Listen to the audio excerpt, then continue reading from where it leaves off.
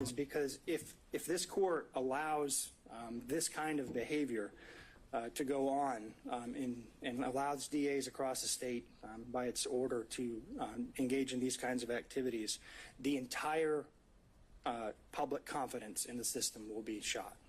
And the integrity of the system will be undermined. And so with those sort of public policy and constitutional principles, I wanted to turn to the law in Georgia on disqualification. And Your Honor, I'm going to give you the law, and then I'm going to talk about the facts and how they apply to the law at the end. If you want to talk about the facts earlier, jump right in, and I'll be happy to do that. I'm sure Your Honor is very well prepared and probably knows all the law that I'm going to cite to you. But to give the skeleton outline, the original seminal case that deals with conflict of interest from the Georgia Supreme Court is Williams v. State. That's 258 Georgia 305. And there are basically two methods by which you can disqualify a district attorney. One of them is a conflict of interest, and I'll suggest to the court that doesn't mean an actual conflict. That could mean an appearance of conflict as well, and then forensic misconduct. Importantly, in the Williams case, though, in footnote 4, and I think this is important for the court's analysis about the facts and which box it fits into, the court said there was no clear demarcation line between conflict of interest and forensic misconduct, and a given ground for disqualification of the prosecutor might be classifiable as either. And I think that's important because we have facts that fit in both boxes. So if a state stands up and says, well, there's no actual conflict here, Judge, that doesn't mean necessarily that it doesn't apply to the forensic misconduct. Typically, forensic misconduct relates to statements of the prosecutor designed to impugn the character of the defendant before trial and to affect the jury pool, which we have here, which I'm not going to discuss. But the facts that we have here very much relate to that issue, and there's crossover. Importantly, and I think this is important for the court's consideration of what effect the court's ruling may have, is if you deny this motion, there's a good chance, if it's reversed, that we would be granted a new trial. So that means we're going to have to do this all over again. In amusement sales versus state, 316 Georgia Appellate 727, that's a case that cites Whitworth, which is physical precedent only. The court said, if the assigned prosecutor has acquired a personal interest or stake in the conviction, the trial court abuses its discretion in denying a motion to disqualify him, and the defendant is entitled to a new trial, even without a showing of prejudice. So that means if we show the court today, and I think we have through the proceedings today and before, that Ms. Willis has developed a very personal interest in this case, and Your Honor denies this motion, we're coming back all over again if the appellate court say you were wrong. So what is that personal interest? So the personal interest can be, there's no definition of that under Georgia law, and it could be a personal financial interest. It could be a personal interest related to bias against a particular defendant, which sort of falls into the forensic misconduct box. But we have here a very personal financial interest that's been laid out in terms of money received by Ms. Willis as a result of the scheme that she set up.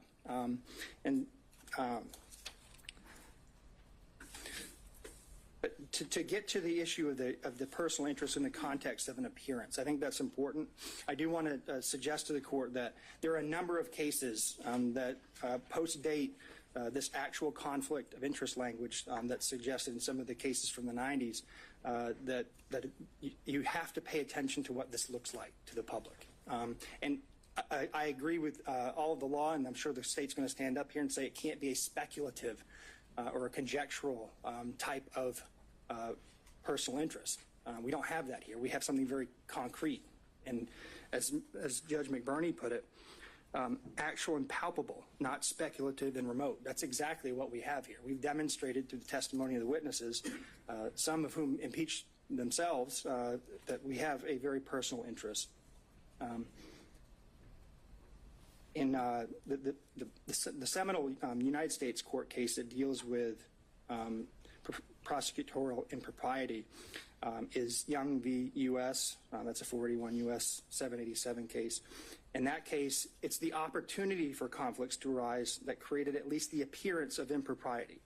And that's the case that requires that the prosecutor be disinterested. Since a scheme injecting a personal interest, financial or otherwise, into the enforcement process may bring irrelevant and impermissible factors into the prosecutorial decision. Now, there are a number of Georgia cases that sort of repeat that theme. Reeves v. State, 231, Georgia Appellate 22, that's a 1998 case, stated a potential conflict of interest existed and the appearance of impropriety existed. Davenport v. State, 157, Georgia Appellate 704, that's a 1981 case. That was decided 7 years before Williams. When there is at least the appearance of impropriety, a defendant is denied fundamental fairness in the state's prosecution of the charges against him or her. There are also rules that govern prosecutors. Lawyers in general are bound to preserve and avoid even the appearance of impropriety. That's Brown v. State, 256, Georgia Appellate 603, 202, 2002. Head v. State. A prosecutor's close personal relationship with the victim in a case may create at least the appearance of a prosecution unfairly based on private interest rather than one properly based on vindication of public interest. ABA Criminal Justice Standards for the Prosecution Function, Standard 3.1.2c. A prosecutor should avoid appearance of impropriety in performing the prosecution function. 3-1.7f. The prosecutor should not permit the prosecutor's professional judgment or obligations to be affected by the prosecutor's personal, political, financial, professional, business, property, or other interests or relationships. So the rules that govern her in her own profession say that this is wrong because she's developed a financial interest in this case.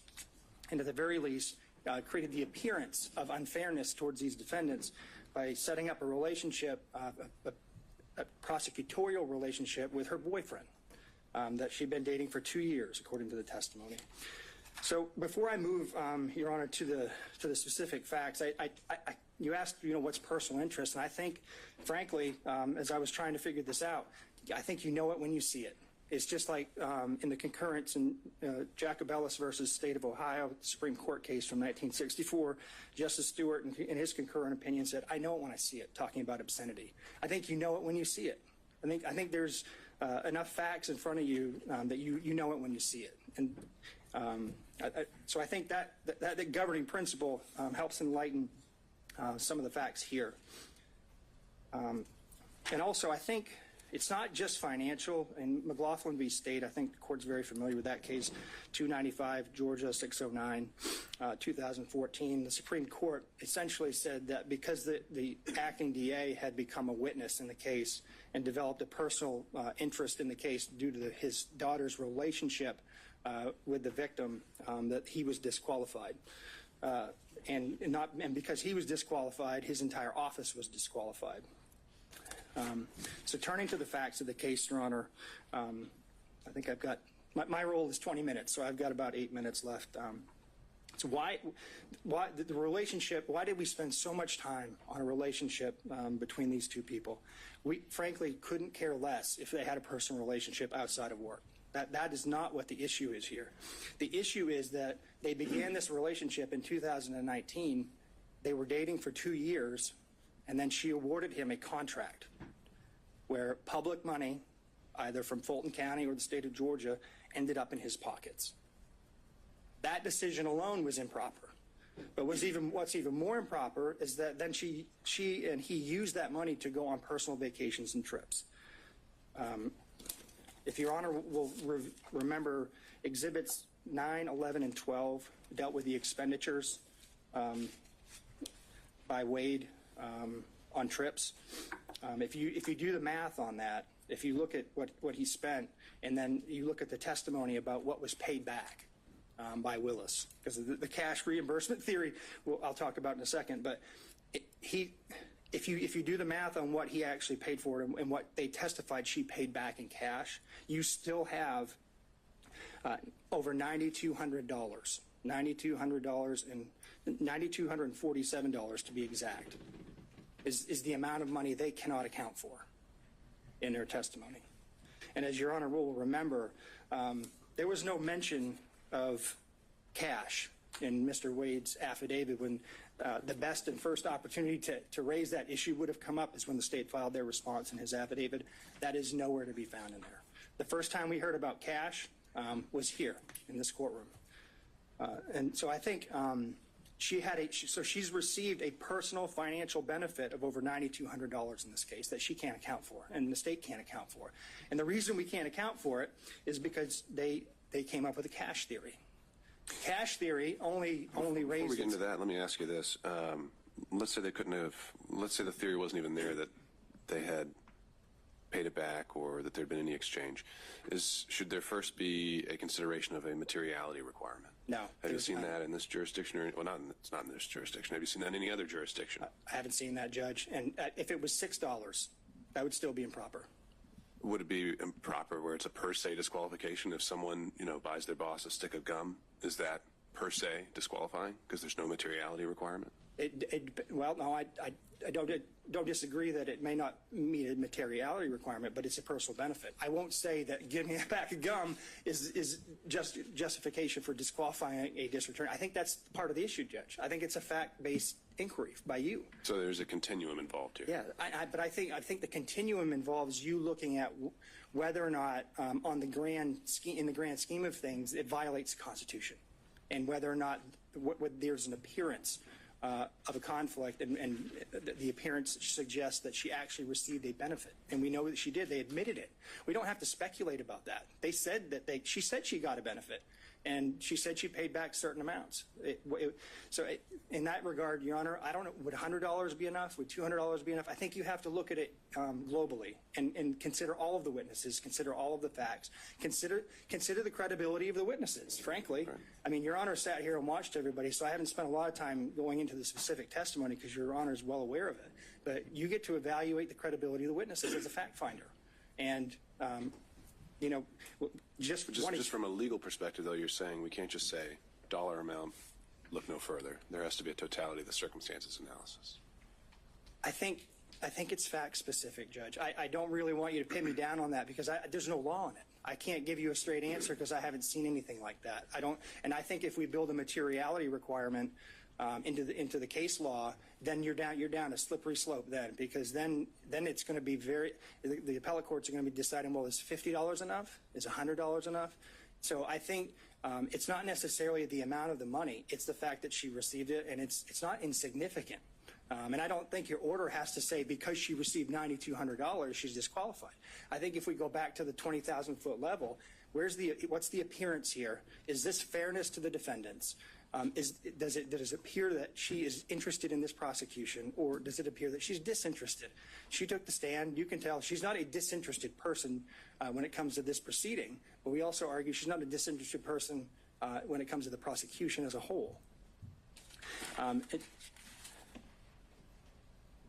going to leave for I'll resist the temptation to defend my wife, who I believe to be an excellent lawyer and a member of the bar for 20 years in good standing. But I will say this, Judge, you don't just evaluate the credibility of the witnesses. You evaluate the credibility of the lawyers.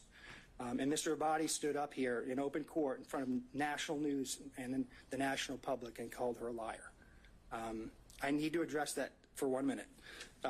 There's text messages that are now part of the record, which now are substantive evidence for you to consider, prove everything that she put in that motion, everything that she tried to elicit from Mr. Bradley was absolutely 100% true. And not only was it true, she verified through the witness himself that the motion was accurate before it was filed. So for the state to get up here and impugn her credibility, it's not only improper, it violates Berger versus United States, which is a case that says the state can't just get up here and make any argument it wants. And I encourage the court to call him out on it when he steps up here. We have to have candor towards the tribunal. You cannot lie to the court, cannot lie to the public, cannot lie to the jury. And I think that's what he did. So there's other corroboration of our view that she was in this relationship. I think, frankly, based on Mr. Bradley's testimony, Your Honor can separate the wheat from the chaff when it comes to credibility. But Mr. Bradley had 2 chances to correct information that he suddenly developed amnesia about, but he just didn't do it. How does the timing of the relationship impact a financial interest? Because it's part of the scheme she created intentionally in order to give benefits to her boyfriend. So there's a reason why they fought so hard on this, Judge. I mean, there's a reason that every single subpoena was objected to. Every single question we asked Mr. Bradley was objected to. The jumping up and down, all of the obfuscation. There's a reason for that. They know that if Your Honor finds that relationship started in 2019, that the appointment of Wade itself was improper. And if that was improper, then he had no business as an average citizen, along with the fact that they didn't have approval from Fulton County to appoint him in the first place. That undermines the indictment. It creates a structural impairment in the indictment, because he had no more business being in the grand jury room than I did. So that's what they're worried about. And the reason why it's important for the financial piece, Judge, is it's how the money ended up going back to her. She put her boyfriend in the spot, paid him, and then reaped the benefits from it. That she created the system and then didn't tell anybody about it. She didn't even tell her dad about it. So I think if in the grand scheme of things, if you're looking at the totality of the facts, and I've got to sit down here in about 2 minutes to make room for my co-counsel. If you look at it, everything put together, judges, they did this, they knew it was wrong, they hid it, and even when they were called out on it, they tried to create an excuse for it by saying it happened after the fact. We know now from the testimony, Ms. Yurdy confirmed that Mr. Bradley, his text messages were accurate, not his court testimony, but that fact was accurate. The motion is accurate. And so also I do want to point out there's no paper trail here for the cash. I know that this was I know she and her father both testified that they kept cash on hand, which, I mean, keeping cash on hand in and of itself is not a problem. When you're a public official and you're required to keep track of gifts that you receive, then you need to keep track of it. But there's no paper trail. There's no deposit history. There's no withdrawal history. There's no receipts. None of that. So even assuming their testimony could be credible, and we don't think that it is, you still don't have enough information to track all that money that she received. And this is just what we know about. But does the lack of evidence fall on the state? Does the lack of evidence fall on the state? Isn't that where burdens come in? Yeah, yes, I think they had an obligation to tell Your Honor, hey, this is where the money went. And they certainly had the ability to do that if they could do it. Since they didn't do it, we have to assume they can't. And if they can't, I just want to remind the court of a very important piece of testimony from Ms. Willis that I think goes to credibility of all of the officers of the court who testified. She met with Wade, and they developed, in 10 minutes after talking about the financial piece, I believe, this cash theory that could not be rebutted. We have no ability to do that. They did, and they chose not to do it. So with that, Your Honor, unless Your Honor has more questions for me, I'm going to sit down and turn the podium over to my distinguished colleague, Mr. Sadow. Thank you, Mr. Merchant. Appreciate the court's time.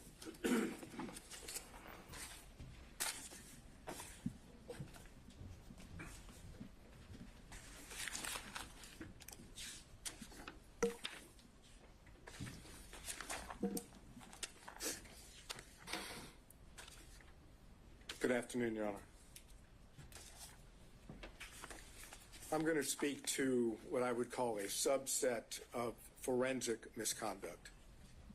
And I'm going to assume that all the law that's been provided to you in pleadings as well as emails, you don't need me to tell you what the law is. So I want to just set up how the disqualification and then dismissal of the indictment should take place under the subset of forensic misconduct. Roman's counsel, Ms. Merchant, filed on January 8 her pleading, her motion to dismiss and to disqualify. We were in court that Friday of that week in which I made it known that that is President Trump, may adopt that motion. I wanted to see what was going to happen before I did so. That Sunday, which would be January the 14th, 2024, DA Willis took it upon herself to go to a historic black church in Atlanta, having not responded at all to the motion of Ms. Merchant's client, Roman. And she made what we now call the church speech. And Your Honor has reference to that. You didn't necessarily want evidence on that, but you know what the church speech was. It was videoed. It was clear that Ms. Willis had notes. She was reading from notes that she had prepared. It was a calculated determination by Ms. Willis to prejudice the defendants and their counsel. How so? By making an issue out of the fact that the person that was challenged in the Roman motion was black, without telling the public or the church members or anyone for that matter that the reason that Mr. Wade was being challenged was not because he was black, had nothing to do with race. It had to do with the relationship that had been alleged and later admitted to by Ms. Merchant. Ms. Willis took full opportunity to prejudice the defendants, and then comes along later in a pleading and says it wasn't designed or intended to be at the defendants at all, or the defense counsel, which with all due respect is just nonsense. The purpose of that was to get public sympathy, public empathy for what Ms. Merchant had already alleged in her motion. Now, that was a violation of the professional rules of conduct. It was a violation of 3.8G. There's no question about it. It wasn't in response to anything that was said. It was a public statement, extrajudicial, for the purpose of making a comment upon the defendants. It would be in response to a motion that was filed. But it wasn't filed in a response, in a pleading. It was filed in response to a motion. And the motion were allegations made. If Ms. Willis wanted to respond at that point, she could have said the facts of the matter. Instead, she misstated what the situation was, took advantage of the opportunity, an ethical violation, and the ethical violation makes it clear that you must refrain from making extrajudicial comments that have a substantial likelihood of heightening public condemnation of the accused. Can you think of anything more that would heighten public condemnation of the defendants than alleging that defense counsel and the defendants were making their motion based on race and religion? That's as bad as it gets in Fulton County, with all due respect. That's exactly what Ms. Willis wanted done. And remember, the state still had not responded. So then what we get from the state is we get an affidavit filed as part of their response. And that affidavit says specifically, and the affidavit is Mr. Wade, says specifically in paragraphs 26 and 27 that the relationship did not begin until 2022. It acknowledges the relationship and says it didn't begin until 2022.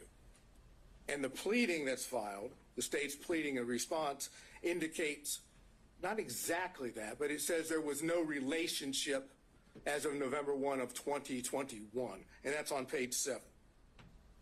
So now we know that timing is the issue, because Ms. Merchant made it clear that we alleged and had evidence that indicated the timing was before Mr. Wade was hired, not after. So the state now has filed an affidavit and a pleading that claims post-hiring into 2022. And then Mr. Wade will testify to the same thing under oath. Now, Ms. Yerty says it began in 2019. Why would she know? Well, she would know because she was a former friend. I know the state's going to get up here and say you can't believe, essentially what they're going to say is you can't believe any defense witness because they're defense witnesses. And only people that would tell the truth would be Wade and Willis. I suggest to you that that's not accurate.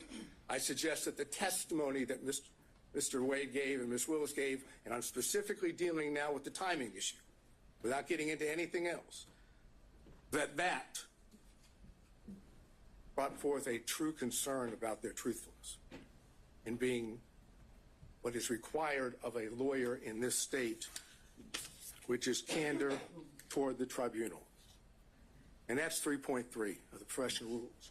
Specifically, small a1, make a false statement of material fact or law to a tribunal. So that's, as I posited to the court, that's the second ethical violation. And then you also have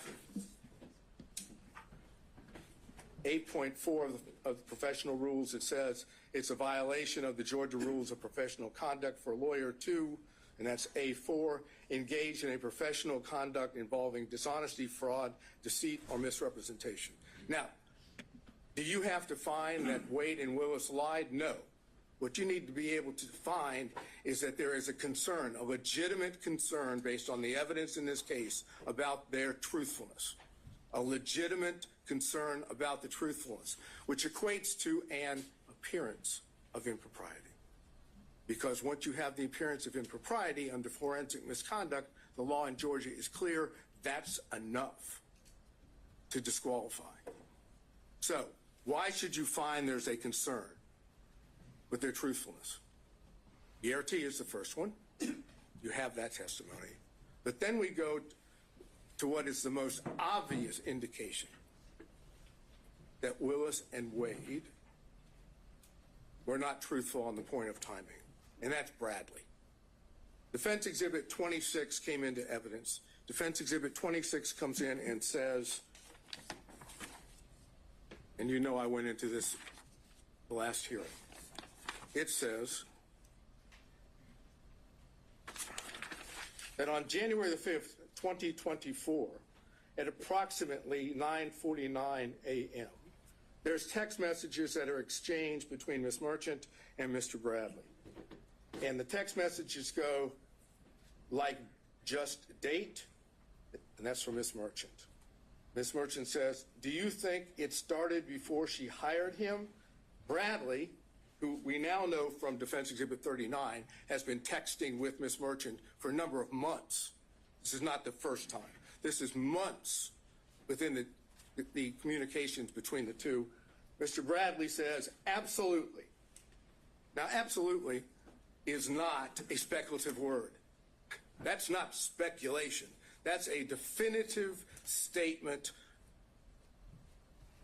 And Bradley then, unprompted, says this. And unprompted is important. It started when she left the DA's office and was a judge in South Fulton.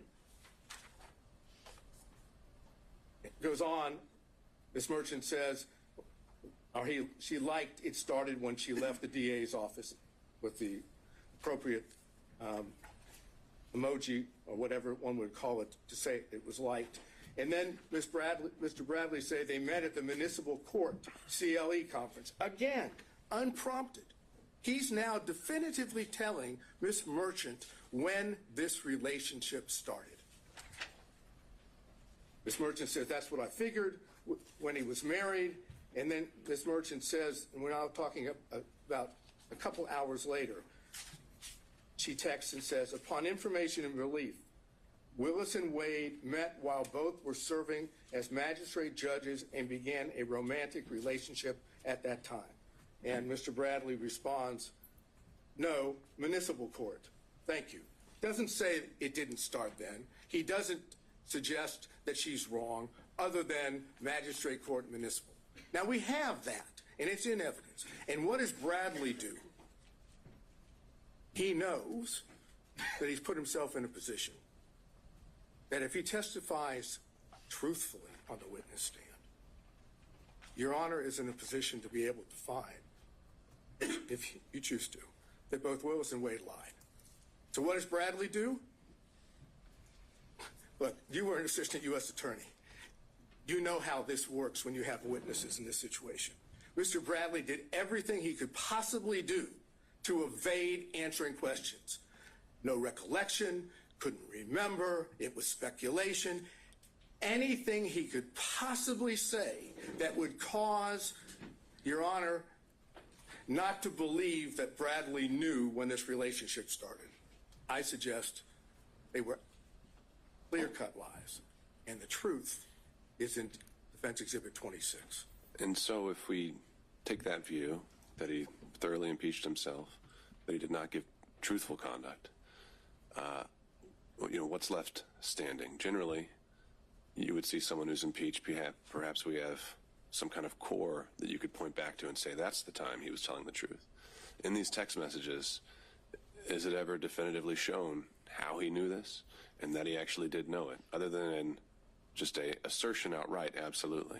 Usually, if a state has a witness that goes sideways, they've got him locked in. They've sat down with a detective, got a full statement. We don't have that here. But what you have is a text message, which is a prior statement of Bradley that he did on his own, that was not given to him by someone else. The only thing that the court has just noted is, how do we know he wasn't speculating? Because you don't have to accept the fact that he wasn't speculating. The cases that I provided, I think by email yesterday, the first dealing with that, you can disbelieve that testimony and draw a negative inference. That's the Ferguson case. On Lee, the other case, you can simply take the prior inconsistent statement as substantive evidence. It has the same value. And that's what I'm asking you to do, to take what was the unprompted statement in Defense Exhibit 26 of Bradley and take that on its face value, that is an indication that Bradley in fact knew and had said he did. If you accept that, you have to have concerns about the truthfulness of Willis and Wade on the timing issue. And I don't know if this is something maybe one of your co-counsel were going to address as well. We heard about kind of the law that applies, how we're outside kind of the orbit of the core of cases we're used to dealing with here, where it deals with side switching or where someone is in the relationship, the client relationship. The proposition you're putting forward now is that if a representative of the state, a lead prosecutor, the district attorney themselves, says something that's untruthful on the record, that is something that immediately has to be proactively policed by the trial court.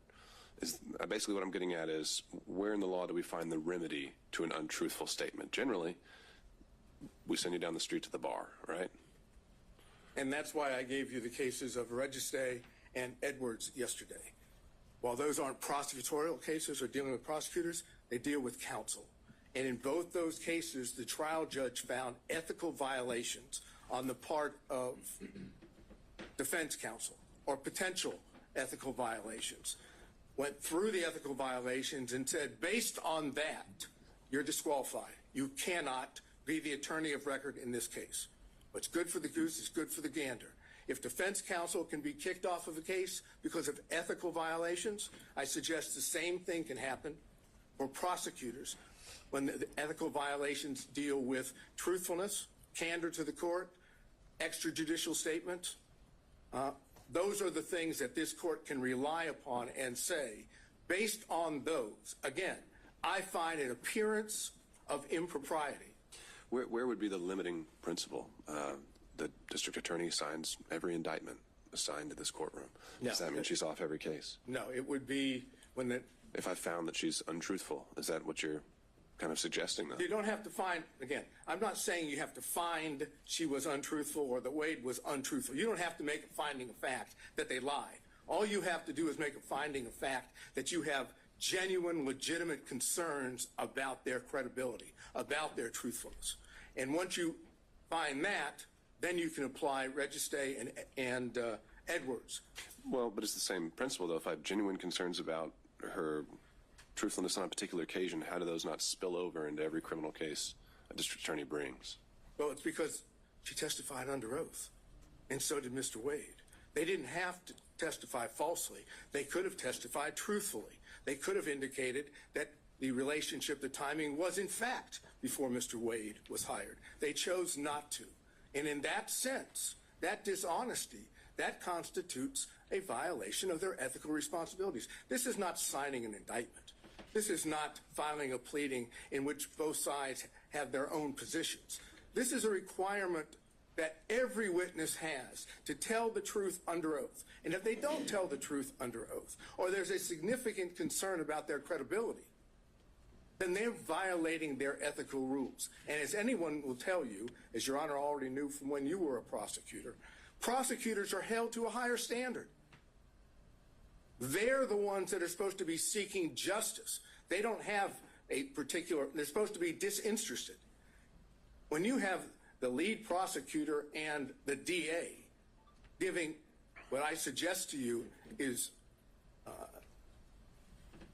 untruthful testimony based on what Yerty has said, based on what Bradley said in his text, based on the whole way it was presented to you. Bradley didn't want to testify. He first came up with his attorney-client privilege thing on that. Then Your Honor was, fortunately, went into that. And then when Bradley knew he had to testify about it, you saw what happened. You can draw the inference, as I've suggested on Bradley, that what he said in the text message, Defense Exhibit 26, is true. The relationship, in fact, started prior to November 1st of 2021. That Yerty says that. And now, without getting into any detail, the cell phone records. The cell phone records show that during that period of time from, let's say, April 1 of 2021 to November 30th of 2021, that there was a considerable number, 35 or more occasions where it appeared that, based on the records, that Mr. Wade was down in the area where Miss Willis was staying in Yerty's apartment. But more important is there are two occasions, and the state has not challenged those. There are two occasions where the records reflect that it appears Mr. Wade spent the night at that apartment. The state may say, we don't accept that, but they didn't challenge it. And even when they brought forth what they brought forth today, Supplemental 2 and 3, they didn't challenge it again. So what does that suggest?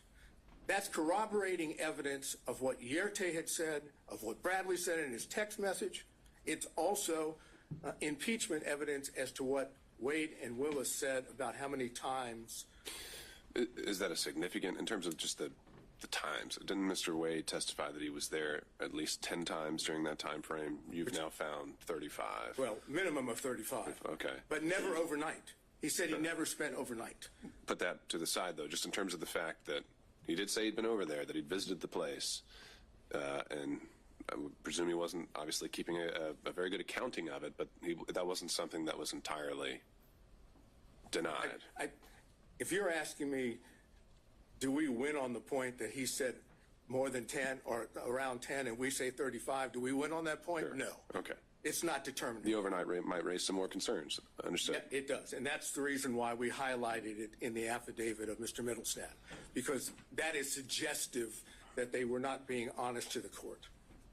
So then, how much time have I used? Have I? I'm letting them use the hook. So, suggestive. Again, raising issues. I'm wondering about burden. Is it we're dealing with a preponderance standard? We are dealing with a preponderance standard, and it's our burden. Yeah. No question about that. So does suggestive get us there? No, but it is corroborating evidence of evidence that we did put up. And that's what the purpose of the cell phone records. They corroborate what Yerty says. They corroborate what Bradley said in Defense Exhibit 26. And they impeach, to that extent, Wade and Willis's testimony. So if you find by a preponderance of the evidence, so I can finish this up, if you find by a preponderance of the evidence that what I call subset of forensic misconduct, ethical violations, has been shown, and that there is a significant and legitimate concern about the truthfulness of Wade and Willis, they're disqualified.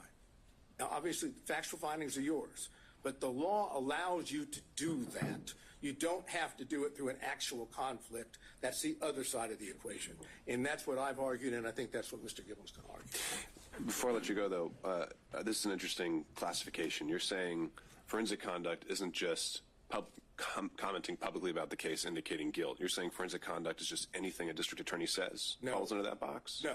I'm saying that improper, that obviously. Forensic misconduct as a subset of that would include violations, ethical violations, which impact the ability of the defendants to get a fair trial, as well as impact the court's ability to have faith that the prosecutors, these two prosecutors, are acting in good faith in their own conduct.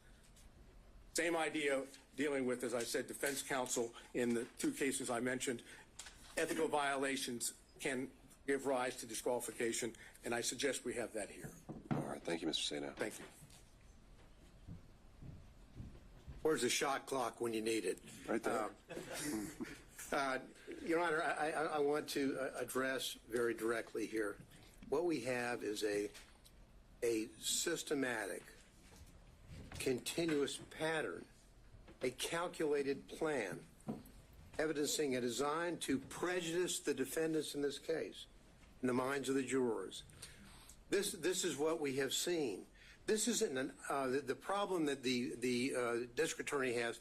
It's not that the district attorney had some sort of brief, off-the-cuff statement in an interaction with a reporter like in Williams. That's not what we have here. We have someone who sat down, wrote out her speech, wrote out her plan, who sat down for whether it's 2, 3, or 6 times with the editors of Find Me the Votes and told and got her message out about this case before it was supposed to be tried in this courtroom. And so that is the problem that we have. We have a pattern of forensic misconduct on behalf of Ms. Willis. So, I mean, we have a pattern of public statements being made. I take it you or your team has dived in and read the book. I know she was asked about specific portions in it. The only case that I can find actually talking about when someone crosses the line on public comments is that Williams case, and it talks about there has to be an implication of saying the defendant, a particular defendant, is guilty, and it even denied it, right? So, have you found any case in Georgia where they actually said that a prosecutor had gone too far in their public comments? Does one exist? Well, number one, thank goodness it doesn't happen often. Sadly, it's already happened here. Now, in Williams, the prosecutor had one response to an inquiry the court found it was improper but did not have this pattern. Now, it doesn't necessarily mean a comment about the quote guilt or innocence, although that was the pattern in Williams. It's the improper comments by a prosecutor. For example, in Williams, they cite the nature and consequences of forensic misconduct in prosecution of criminal case, a 1955 Columbia Law School article, and how prophetic that was. When Williams cites that case in that law school article, they talk about an awful lot more than simply comments about specific guilt or references to guilt. What you have here, Your Honor, is a comment, and we can't look at it doesn't apply only if a prosecutor said, I think the defendant is guilty in my mind. No, it's more pernicious than that. What we have here is someone who sat down and drew up a plan for 2 reasons. And what she did reminds me of what the court in Estes v. Texas talks about, and that is that pretrial can create major problems for a defendant, indeed more harmful than publicity during a trial, for it may set the community opinion as to guilt or innocence. That's what we have here. That's exactly what we have. And the court in Estes talks about the power of the television camera. So what do we have, and what did this prosecutor do? What she chose to do is sort of what was criticized by the Supreme Court in Shepard v. Maxwell. Legal trials are not like elections to be won through the use of meeting halls, the radio, or the newspaper. That's exactly what we have here. What we have is a deflection. What this is all about is more insidious than just making the comments that she's made. It's a deflection. What she chose to do was to say, okay, I have done my best to hide the relationship with Nathan Wade. And Nathan Wade has done his very best by filing false documents in his divorce case to hide his relationship with Miss Willis. Now, and so what did they do? Well, when Miss Merchant filed the motion to disqualify, now the game plan has to change. The game plan I call the deflection begins to take place. The deflection is when the district attorney sat down and wrote out. Look at I'm sure the court has. When you look at that video, it's in evidence of her speech at church. She has written out everything and she's reading from it. She chooses to deflect. The court asked earlier, wasn't she really responding to the motion that had been filed against her? Would that she had. Because if she had, she would have looked the members of that church in the face and say, there's been an allegation that I had a romantic relationship with Mr. Wade, and ladies and gentlemen of this congregation, it's true. She didn't do that. She chose to deflect and to do two things that are reprehensible for any lawyer, but particularly for a prosecutor. She chose to pull out the race card and the God card. That's what she did. And she wrote it out. She went on to deflect away from the allegations in the Wade motion, and she's saying, why, in her talk, public discussion with God, why are they only attacking one, in reference to Mr. Wade? And then she goes on to say, God, isn't it them playing the race card when they only question one? Now, if she had been truthful with that congregation, truthful with the community, she would have said, I had a relationship with him. Good, bad, forgive me, whatever. That's what she should have said. But she chose to deflect and say, them, the reference to them and the others and they. It's obviously a reference to the motion filed by Ms. Merchant. They choose to go after the black man. And she then goes on, again, deflecting away and deflecting to what I call the third rail in American society, choosing somebody on the other side of being a racist. So-and-so is a racist. They're racist. She was the one playing the race card in a way to try to deflect from her own conduct. She goes on to say in discussions with the Lord, God, is it that some will never see a black man as qualified no matter his achievements? Again, the deflection. What is she saying? The listener is not necessarily in that audience in that church. The listener is at Fulton County. The potential jurors who will come into a courtroom and say whether or not they can fairly judge the evidence or judge the defense in this case. She chose to inject race into the minds of the listeners and virtually everybody in this community, and literally everybody in this country has reviewed and analyzed her speech that she made in a premeditated way. And in bringing in not only the race card, but also in bringing in the religious matter, this is exactly what Hammonds v. State in our Supreme Court talks about condemning as an inflammatory appeal to the jurors' private religious beliefs. Why would she do that? To deflect. But now, not only is she deflecting, but she is then going forward and, in a way, telling the community, telling the congregation that God is on her side, not on the side of these people. God, she said, and when she's talking, and she's saying, God, pray for their souls. I, meaning God, qualified you. I qualified your imperfect, flawed self. I see you in every hour. Do my work. As though she's telling the folks in her very, very, very implicit way, injecting into the minds of the jurors, God wants me to win this case. God wants me to prosecute this case. And why is he going, and why are these others going after the black man? Well, the answer is very simple. As we said in our brief, we didn't mention Mrs. Cross, Ms. Cross, the white female, or Mr. Floyd, the white male, because there was absolutely no evidence, and is no evidence, of a personal romantic relationship with them in which she obtained these benefits. That's the reason why we did not do that.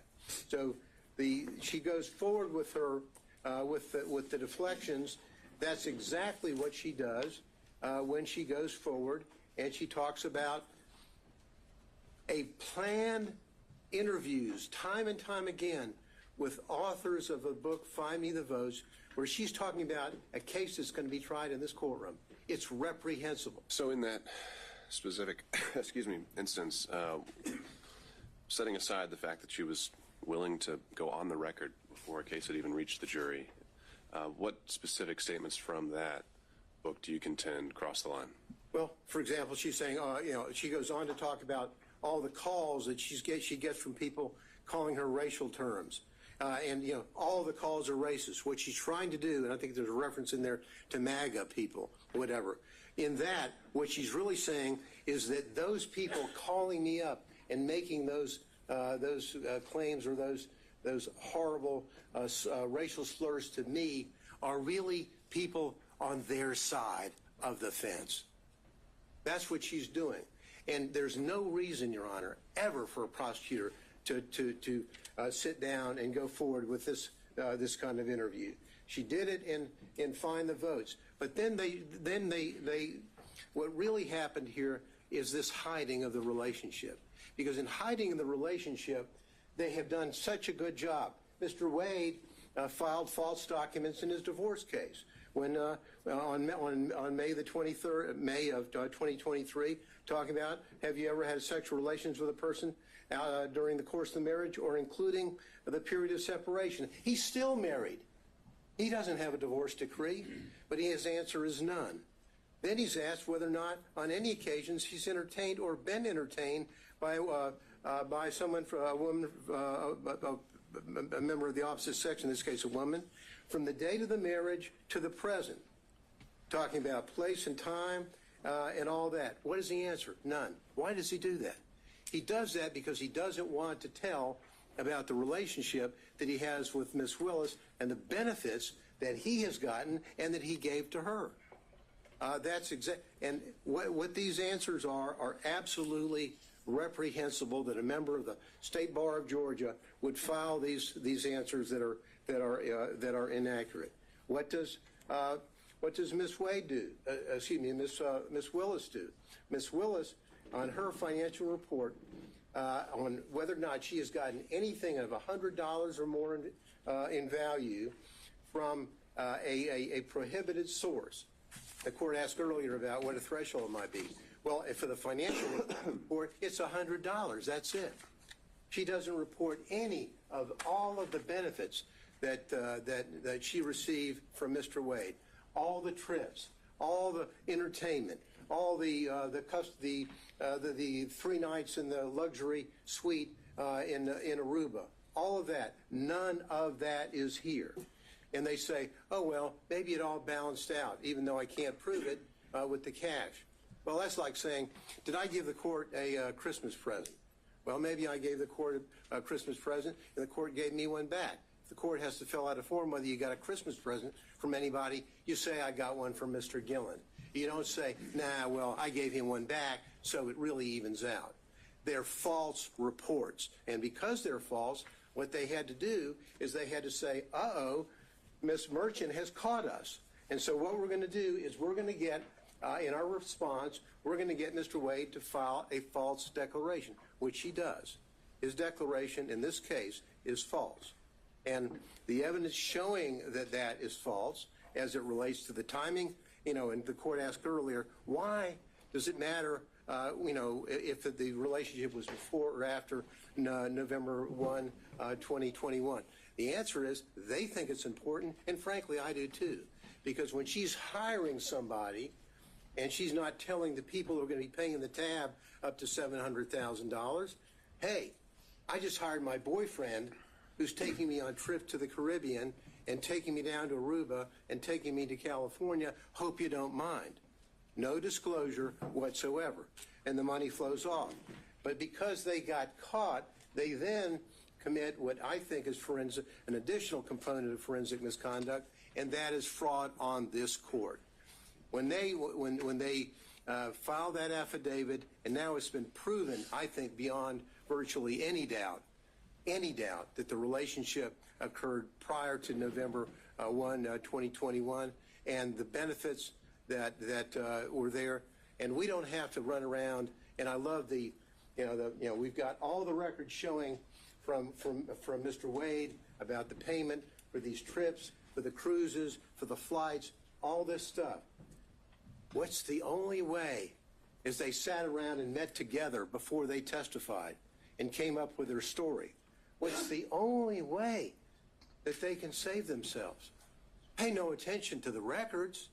Pay no attention to the airlines and to the flights and vacations and the cruises. I paid them back in cash. Show us your receipts. Where did you take cash out of the bank? Ever? Oh, I don't have any. Well, show us the deposits that he had. Well, never. We don't have any. What we have here is a fraud on this court, which has been shown, I think, overwhelmingly by the evidence and overwhelmingly through not only the testimony of Yurdi, the testimony of the emails and the text from Mr. Bradley to Ms. Merchant, as well as all the documents that they had no answer to other than the just trust me, I gave him money, it evaporated, I don't know where it came from, and he doesn't know what he did with it. Just please trust us and believe us, because it's our only way out of the trap that they set for themselves. These people, sadly, and I hate to say, I was a former, as the court knows, I was a prosecutor for about 3.5 million years, it seems, in the federal building, and I was an assistant DA beforehand. Prosecutors don't act like this. Lawyers don't act like this. These people, Your Honor, is a systematic misconduct, and they need to go. Thank you.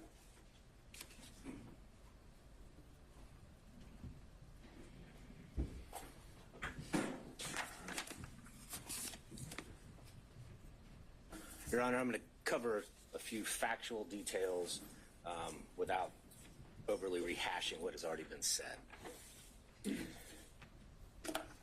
During the pendency of this investigation in this case, Mr. Wade and Ms. Willis basically lived Robin Leach's lifestyle of the rich and famous.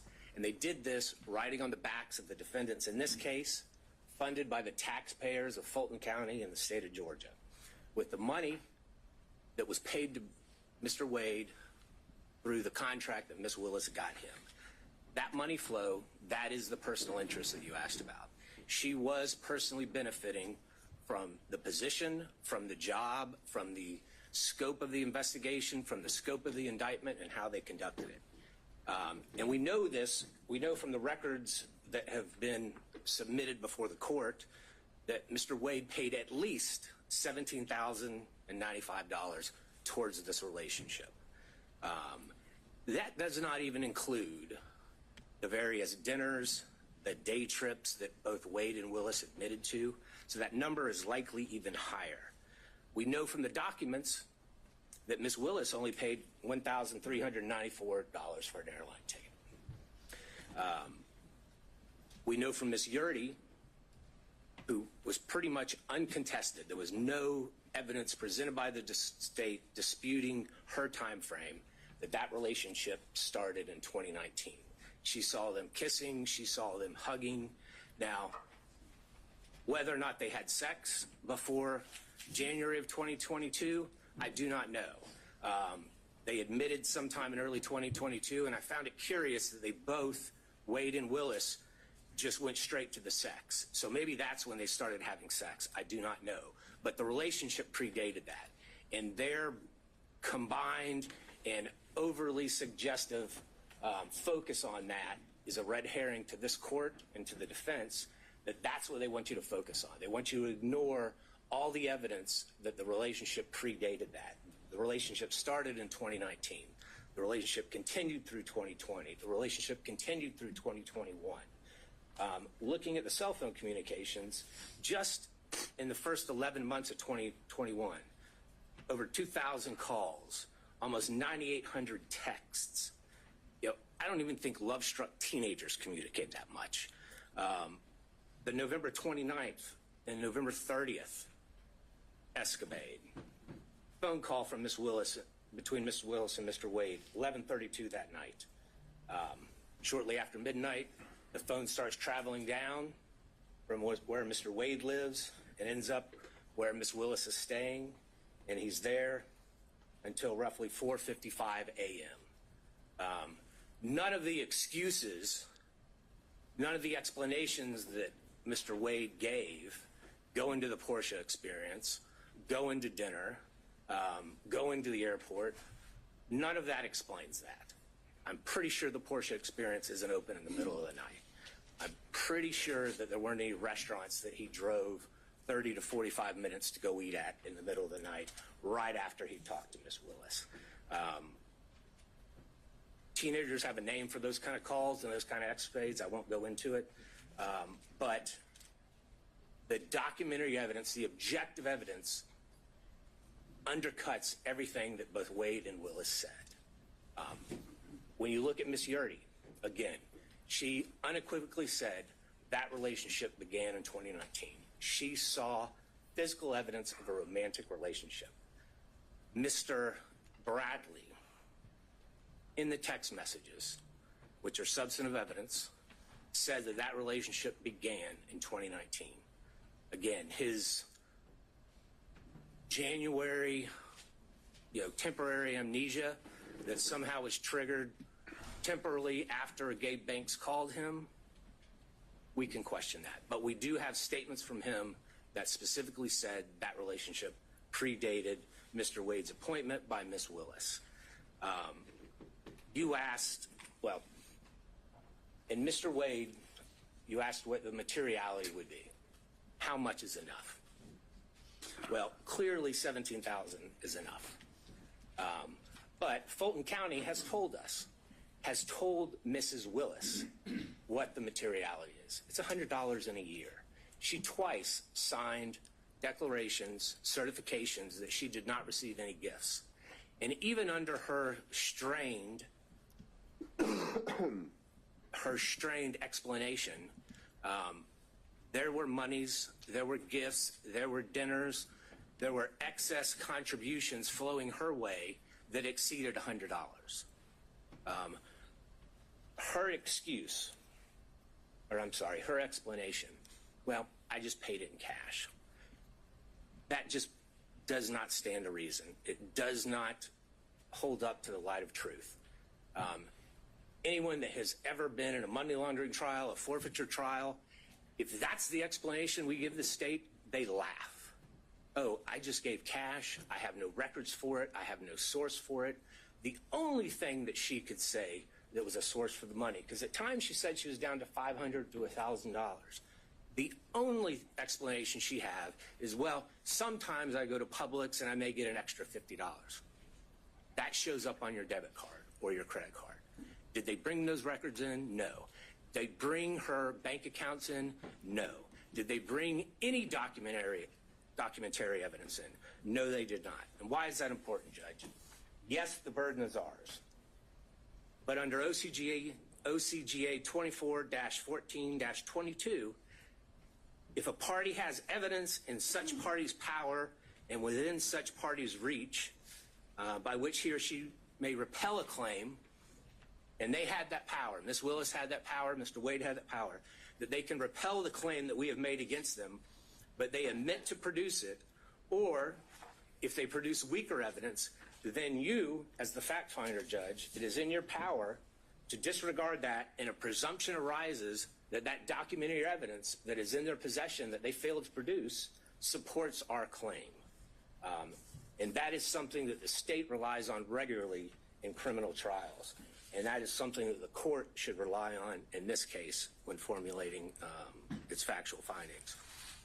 And we know that both Mr. Wade and Ms. Willis have some difficulty expressing the truth when it comes to their relationship in these cases. We know Mr. Wade lied in his interrogatories multiple times. We know Ms. Willis falsely certified that she hadn't received any gifts from anybody. And Mr. Wade clearly was a prohibited source. He was someone doing business with Fulton County. Anything over $100 in a year, she had to put down, and she put zero. And It defies imagination that she could somehow forget about all these trips, all these dinners, all these day trips, and not put that money down. You had asked, I think it was Mr. Gillen, did she say in that church speech or anywhere else that the defendants were guilty? And I think she did in that church speech. She said in that church speech, and she was talking about a conversation that she apparently had with God, talking about herself. She said, this leader has a trial conviction rate of 95%.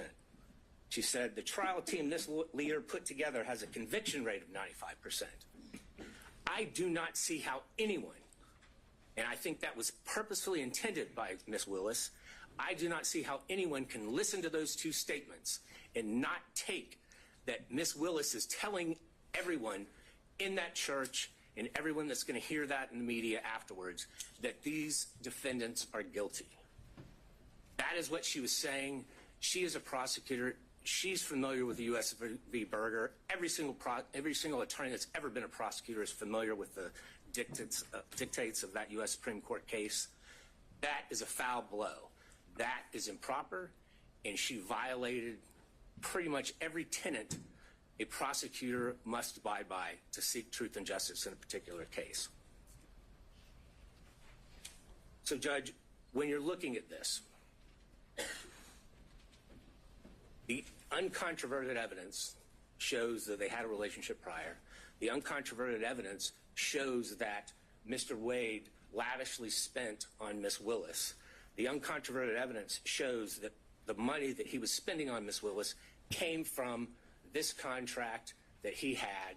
And I'm not just talking about the contract as a special prosecutor, but there's also those other questionable contracts that no matter whom his partner seemed to be, they also got. There is a direct financial benefit that Ms. Willis received from this. And Judge, looking back at what Judge McBurney said, if merely hosting a fundraiser for a political opponent of a putative defendant creates not only the appearance but an actual conflict, then what Ms. Willis has done since then in this case creates an actual conflict. But again, as prior counsel has stated, we only need to show the appearance of a conflict. And we have done that by a preponderance of the evidence. In fact, I believe we've shown an actual conflict. But nonetheless, the result should be that Ms. Willis and her office should be disqualified from this case. We still have a few more minutes. I think Mr. Cromwell may have something to say. Thank you, Your Honor. Thank you.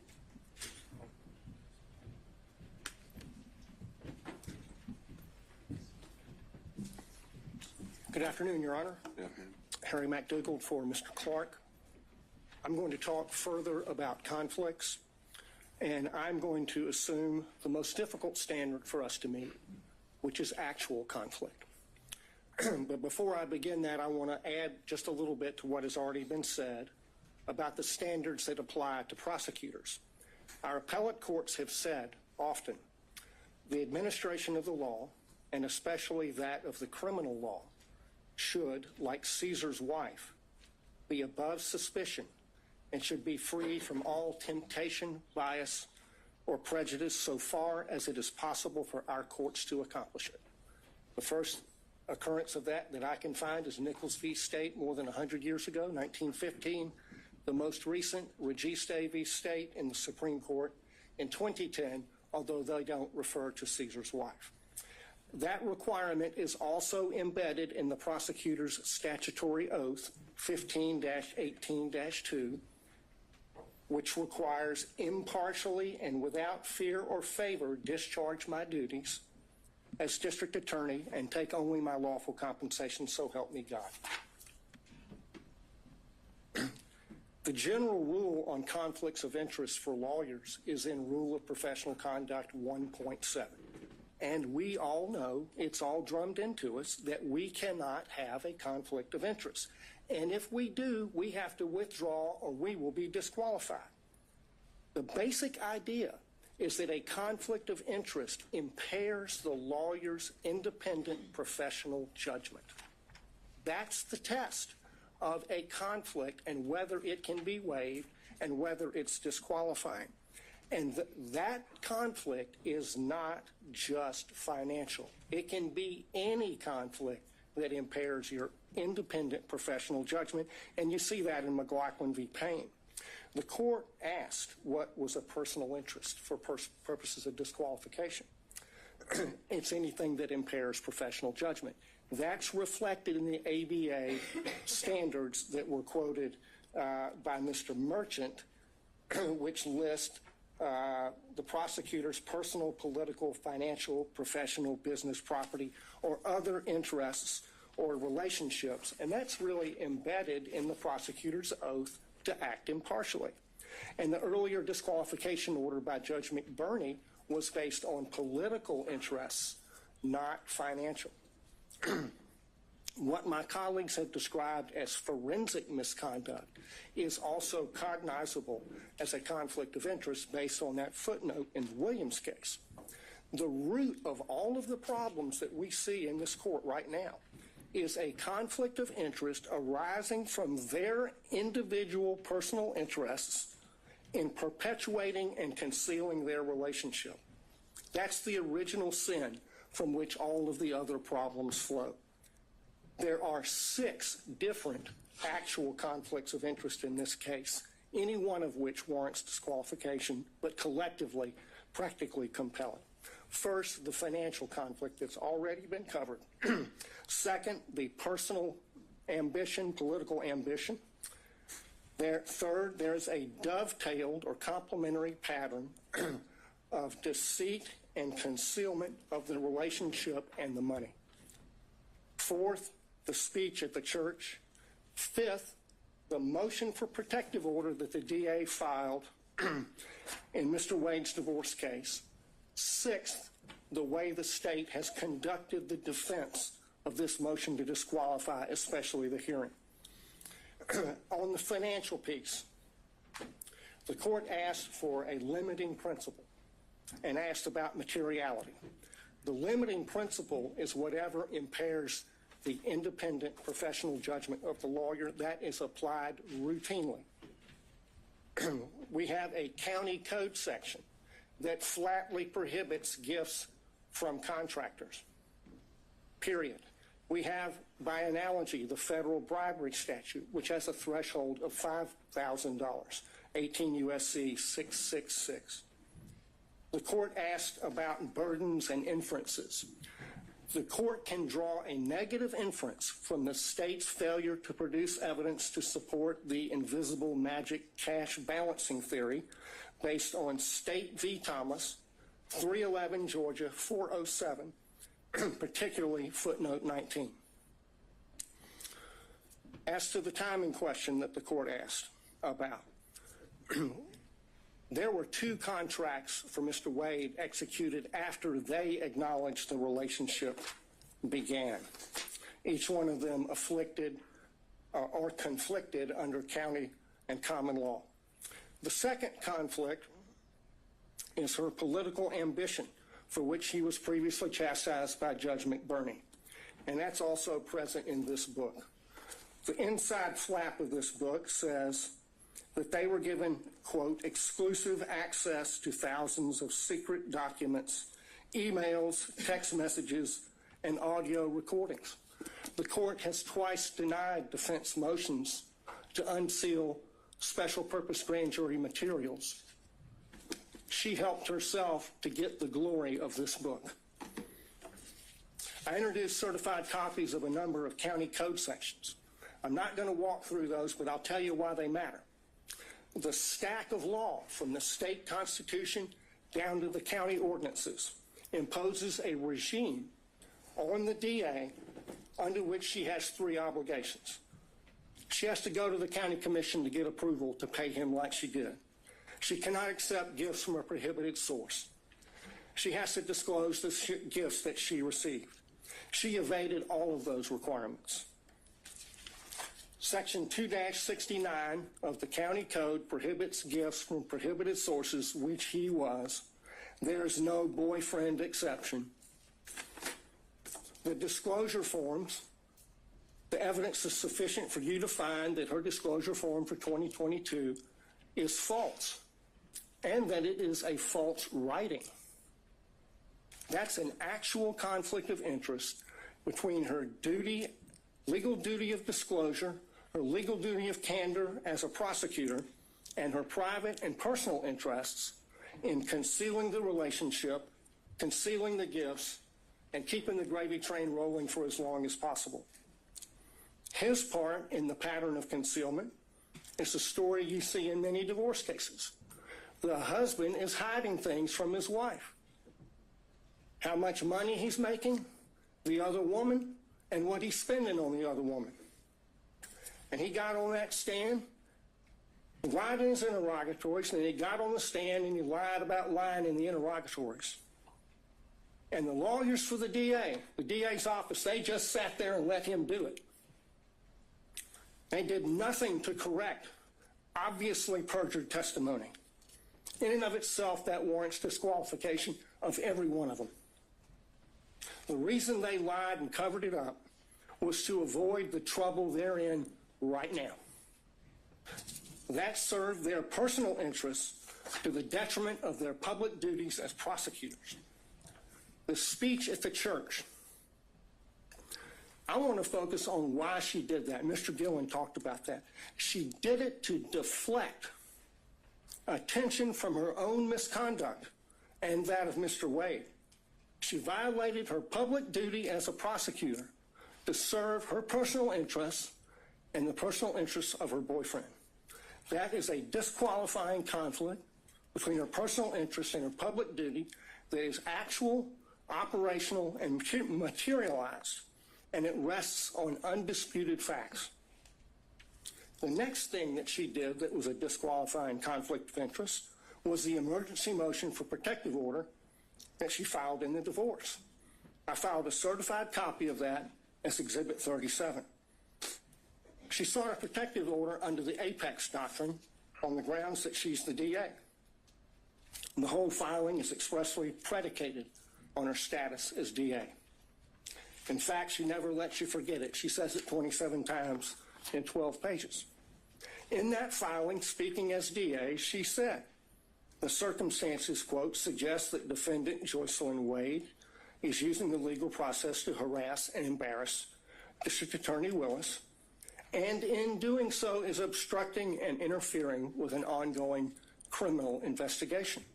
In the prayer for relief on page 11, she asked for 6 months to, quote, complete a review of the filings in the instant case, investigate and depose relevant witnesses with regard to the interference and obstruction this motion contends. There's no sugarcoating it. That's a clear violation of Rule of Professional Conduct 3.4H, which prohibits lawyers from making threats of criminal prosecution to gain advantage in a civil case. She abused her power. She abused her position to threaten her boyfriend's wife with criminal prosecution to gain advantage for herself and her boyfriend in her boyfriend's divorce. She violated her public duties not to make that kind of a threat in order to serve her private personal interests and those of Mr. Wade. Another actual operational conflict. The last category is the conduct of the defense of this hearing. There were a lot of objections made based on attorney-client privilege during Mr. Bradley's testimony. Most of those objections were made by the state. But the privilege being asserted does not belong to the state. It belongs to Mr. Wade. That shows that the DA's office is serving the personal interests of the DA and Mr. Wade in carrying out further concealment and cover-up of their relationship, and not the cause of justice they are sworn to serve. That is a conflict of interest. It's a continuation of the wrongful pattern of concealment and cover-up that they've engaged in since the beginning. But now they've enlisted the entire office in the enterprise. In the written response to the motion to disqualify, they said this, and I quote, "To be absolutely clear, there is no evidence that D.A. Willis derived any financial benefit from Mr. Wade." That's on page 15. Flat out false. 10 lawyers in this case put their name on that, starting with the DA. So throw another log on the bonfire of conflicts of interest.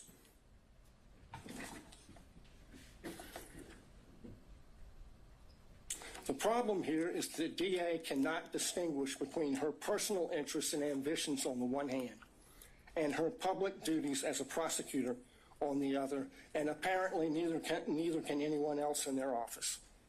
Of the 6 conflicts I've identified, only one is subject to a conflict in the evidence.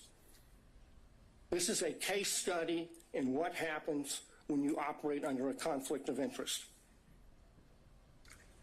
It's put an irreparable stain on the case. Think of the message that would be sent if they were not disqualified. If this is tolerated, we'll get more of it. This office is a global laughingstock because of their conduct.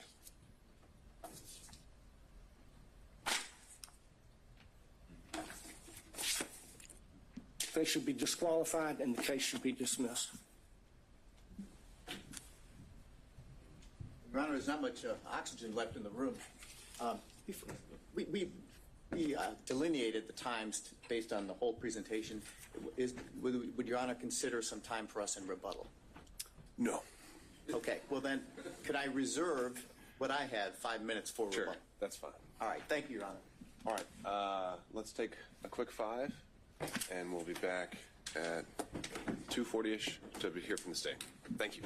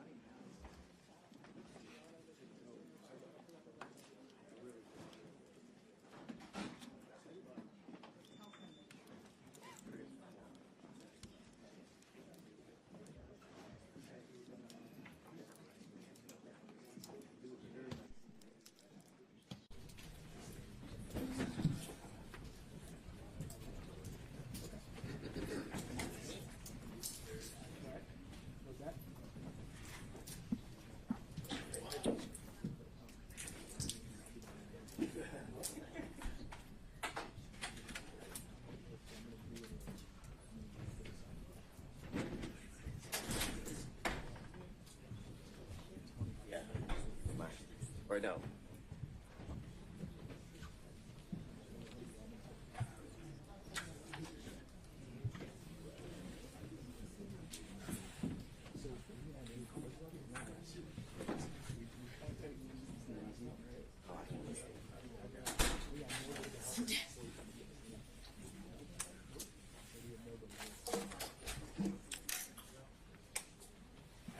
Sir?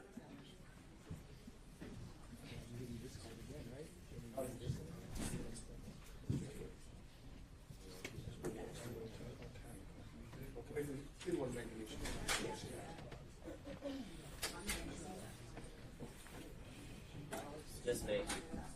Just me.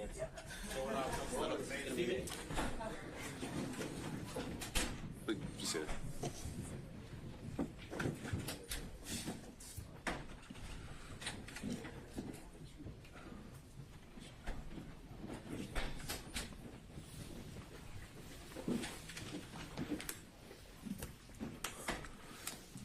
All right, we're back on the record. Stay ready. Yes, Judge. I just am trying to get to where I can share my screen. We need to add you as a host then. What's your profile name on the Zoom? Your screen name on the Zoom. Adam Abadi. All right, just making sure. Bear with us. Do you need it right away? No, I can start without. All right, floor is yours. So good afternoon, Your Honor. I want to start with some of the things that were addressed over the last hour and a half. First, beginning with something Mr. Merchant referenced as it related to the comments that the state made in regards to the good faith basis in which was submitted to the court, in which defense counsel claimed the evidence would show.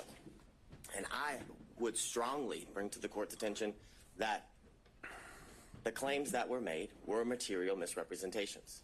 And what I will say to the court, and why I say that to the court, is because the representations that were made by counsel was that Miss Daisha Young, Miss Sonia Allen, Mr. Dexter Bonds, Investigator Hill, Investigator Green, Investigator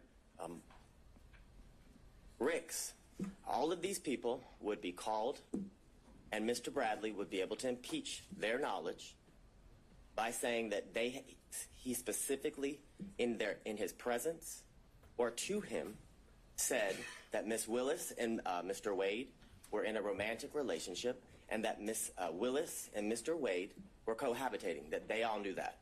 And I would submit to the court, we didn't hear from any of those individuals. Mr. Bradley impeached no one. And I say no one because he did not impeach Mr. Wade. In order to properly impeach a witness, you have to confront the witness with the specific statements. Mr. Wade, and you can look back at the YouTube of the entire hearings of the last couple days, Mr. Wade wasn't once confronted with a statement that he claimed or said, or that is claimed that he said to Mr. Bradley. The way you properly impeach somebody, you have to confront the witness. Here would be Mr. Wade, and once he makes a statement that you believe to be inconsistent, and you have a witness who can prove that inconsistency, that's when you call that witness. And when Mr. Wade was on the stand, not once was he asked, did you tell Mr. Bradley this in a confidential conversation in your conference room that was not covered under attorney-client privilege? That was not asked. The specifics of that conversation was not asked. So any testimony that Mr. Bradley testified to is impermissible. It is improper impeachment because they did not confront Mr. Wade with it. So that's where the state would begin with the comments that Mr. Merchant made about me referencing his wife as lying. I never called Ms. Merchant a liar. I never used those words. I don't know why she made the material misrepresentations. It could be because Mr. Bradley lied to her. I don't know the reason. So, but I can submit to the court that those were material misrepresentations that were made to this court on the day a few Mondays ago as everyone was arguing the motions to quash certain subpoenas. I'd also bring to the court's attention that during that motion to quash subpoenas, certain subpoenas, Ms. Yurdy's attorney appeared, Mr. Partridge, and he made very clear on that Zoom that Ms. Yurdy had absolutely no knowledge of a romantic relationship and absolutely no knowledge of cohabitation. Those were the specific references that he made.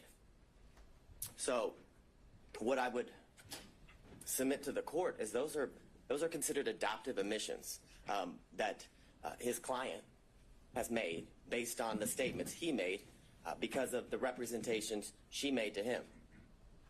So, and I know that sounds convoluted, but what I would say to the court is Ms. Yurdy told Mr. Partridge, because Mr. Partridge told the court that she had absolutely no information about a romantic relationship, and she had absolutely no information as in regards to... So, but wait, are you making an argument I should make inferences based... Now, these would be attorney-client privileges, or communications then. She's communicating with Mr. Partridge about what her upcoming testimony is. That's why she's hired him, and you're telling me I should infer things based on her communications to him? Absolutely, because they're not attorney-client communications anymore when he discloses them to the court and everybody else as they watch the Zoom and attend the hearing. The difference is there was no request to go in camera. There was no request to go or to have a private conversation with you as was done with Mr. Bradley. That would have been the proper procedure. So yes, I'm asking you to infer that, 100%. I'm asking you to infer that her testimony was at best inconsistent. Because the testimony of Ms. Yurdy, when she testified, was vague, very little description. When asked in a very leading manner, is it true or do you know that Ms.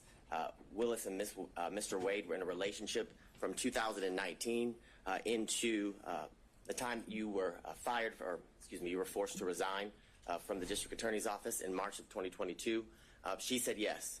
And then further, when pressed by Mr. Sadow, he talks about why she believed they were in a relationship.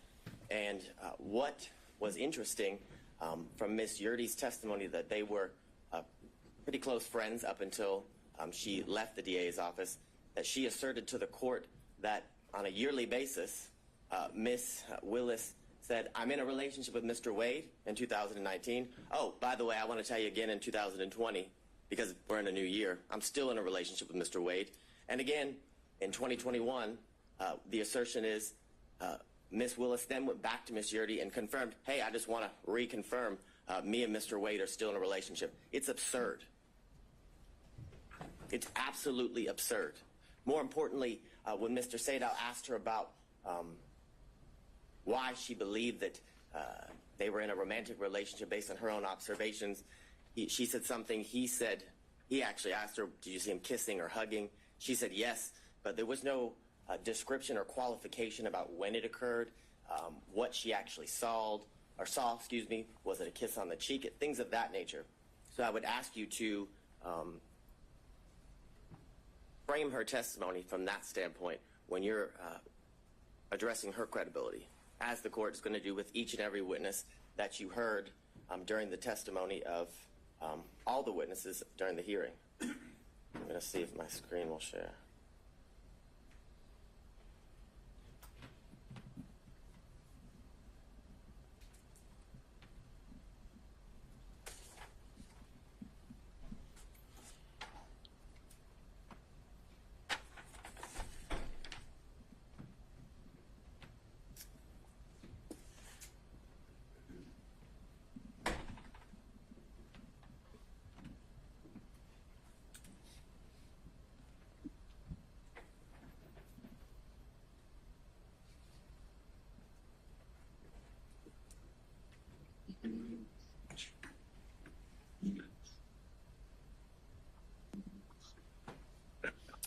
Now, I want to talk a little bit about the standard and the burden here in this instance as it relates to defense counsel and the claims that they have made in the motion to disqualify.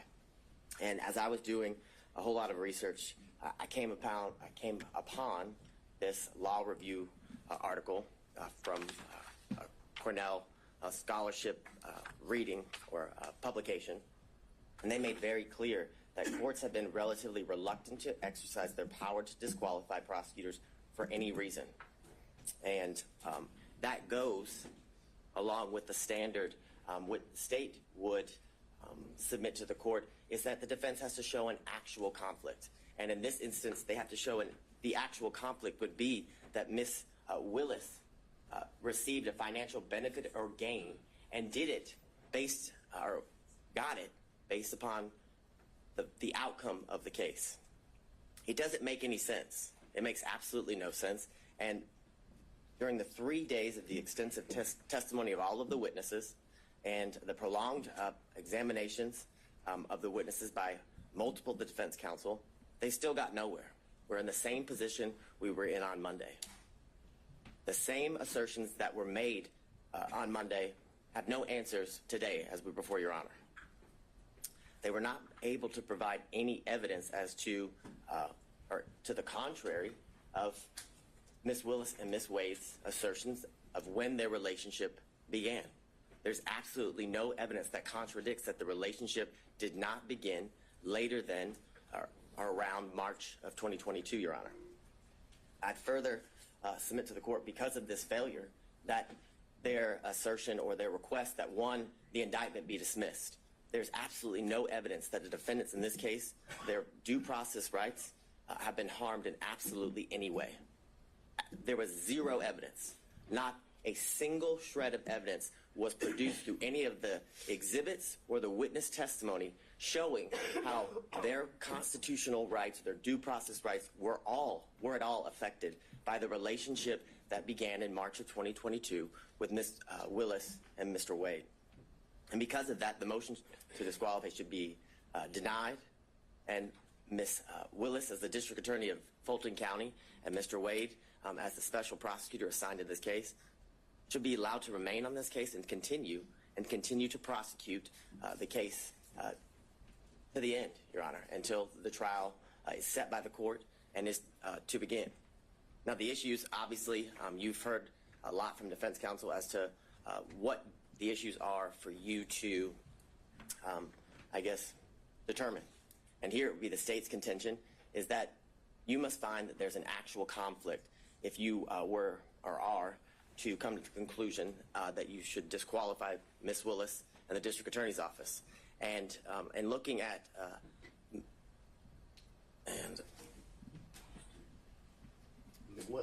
think you're talking about, is this Ventura?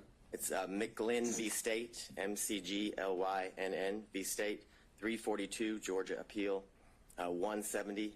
It's a 2017 case. In that case, as it talks about the standard of proof that the defense, or the burden that the defense must show and go to show an actual conflict, is they say it's a high standard of proof, which is definitely not a preponderance of the evidence, which is a much lower burden for any party who's trying to meet that standard of preponderance. But it's clear that what the standard is that is a high standard of proof for both when determining whether there's an actual conflict and when there's forensic misconduct that is found, Your Honor. And I want to go through some of the cases that defense counsel has referenced as they argued here today and in their filings. And I guess the bright line standard, or the standard and the grounds for which disqualification is appropriate for Your Honor to be determining in all of the cases as it relates to disqualifying the elected district attorney is that you either find that there's a conflict of interest or that there's been some sort of forensic misconduct.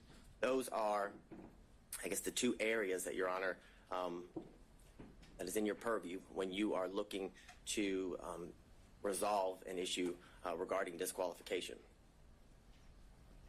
Now, in a recent case, Lee v. State, which is 224 Georgia, Lexus 31. It's a February of 2024 case here out of our appellate courts. And in that case, Justice Pinson wrote that a trial court did not abuse its discretion by failing to disqualify an assistant district attorney absent an actual conflict of interest. And that is a case that was ruled on by the Georgia Court of Appeals about a month ago, Your Honor. Now, the cases in which defense counsel have relied on in their briefs and here today, I would submit to the court the cites are misleading, many of them are inapplicable, and some of them actually support the state's position. And what I would say to you is that the defendants, in many instances, combine language from the multiple cases and kind of what I would say is misstates the law as it relates to what the law or what is required in order for an elected district attorney and their office to be disqualified. And what I would submit to the court is... Let's go back to that. Show me how. Yes. Show you how. So I think the first one they cited was battle versus the state. Certainly a conflict of interest or the appearance of impropriety would be the grounds of disqualification. Well, there were a number of these cases that seem to exclusively rely on the appearance of impropriety. right. So they acknowledge that there's some ambiguity here, that sometimes Whitworth gets cited to Ventura, and we've got this quote that comes up where it's just they only cite to an actual conflict that must be involved. They acknowledge the ambiguity. You're saying there's no ambiguity whatsoever. I am saying that, and why I am saying that, why I would submit that to the court, is in all of those cases, they do reference the appearance of an impropriety, but they reference that because they also find there's an actual conflict in each one of those cases. So your position would be, your review of the case law, there's never been an appellate opinion that relied only on an appearance of impropriety. As it relates to a prosecutor or district attorney, yes, that is what I'm saying. What I would say is in those cases, they do reference the fact that there is an appearance of impropriety, but they reference that fact because when you have an actual conflict, there's always an appearance of impropriety. And those are what those cases stand for. And I guess that is the main example of what I reference as they kind of combine the language from separate and different cases and tell you that the standard is an appearance of impropriety. And I would submit to the court that is not the standard. And in my first reading, like Your Honor, I did notice that the cases each reference the appearance of impropriety, but also that appearance arose from the fact that the court found an actual conflict in each one of those cases. So I won't belabor the point in going through all of the cases that the defense had cited, but what I would submit to the court in reading those cases is that I found that they kind of fell into 5 categories, that some that didn't concern disqualification at all, some that determined or that were about, I call it divided loyalty, which is a conflict that arises from representing becoming a prosecutor and then having represented the defendant prior to becoming a prosecutor, and then whether there's an actual personal interest in the outcome, and then others talk about whether the defendant was denied a fundamentally fair trial at the conclusion and of the case after conviction.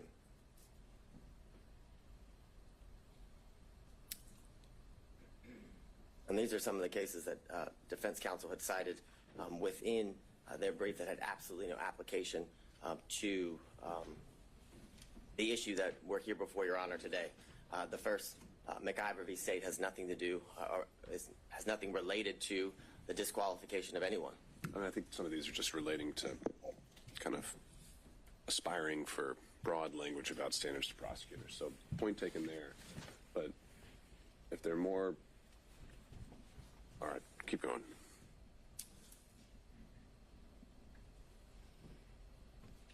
So as it relates to one of the cases that was referenced here earlier and is also referenced in some of the briefing by defense counsel is the Regestive v. State, which is 287 Georgia 542, and all of the cases that fall under this, what I would call category, is about a attorney who formerly prosecuted a defendant in I guess the same type of case or the same case or similar charges, and that would be why the courts the courts found that disqualification would be necessary because of the relationship that existed between the former client and the now person who's being prosecuted, Your Honor.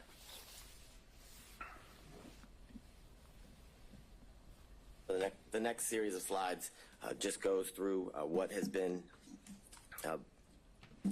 addressed as it relates to the standard that is required when dealing with the issue of disqualification, and the state would contend and submit to the court that the defense must show an actual conflict in order to have the district attorney disqualified, and that actual conflict has to be in the form of showing that Ms.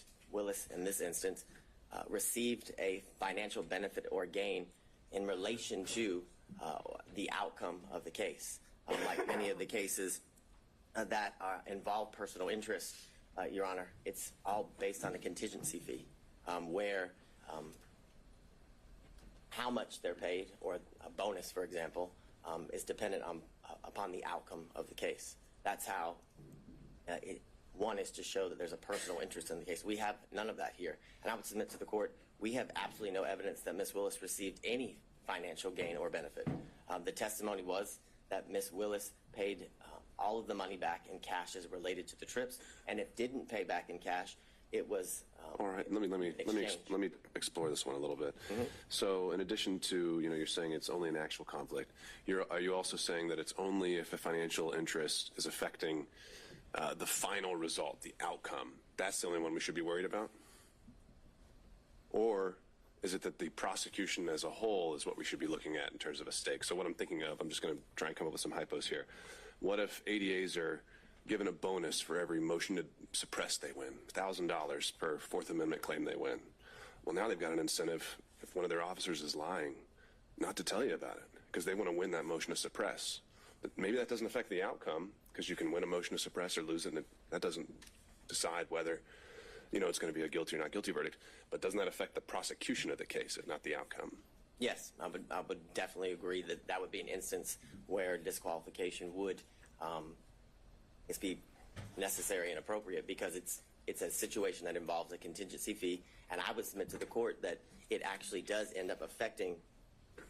It could, based on how important the motion to suppress is, right? But if it's some immaterial, I don't know. But I guess, so you're saying it's maybe not so much just whether it's a guilty or not guilty dismissal, no pros at the end of the day.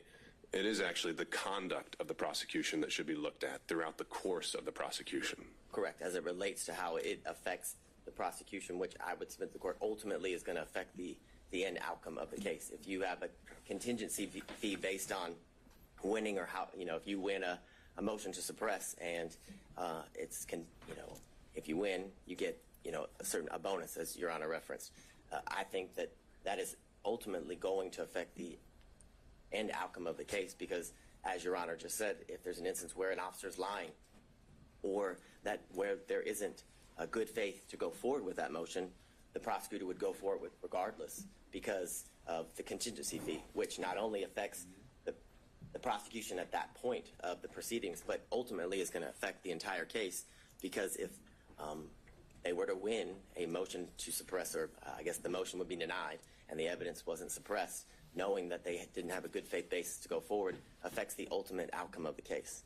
So I think it's twofold, as Your Honor has referenced. I think it's at that part of the procedure or the proceedings would definitely qualify for a reason necessary to disqualify a prosecuting agency, but ultimately that action during the procedure will lead to the ultimate outcome of the case being or hinging upon a contingency fee like the ones in the cases referenced by counsel and the state that are on the screen. So getting into the language again, which you just had up there with greater amusements and amusement sales.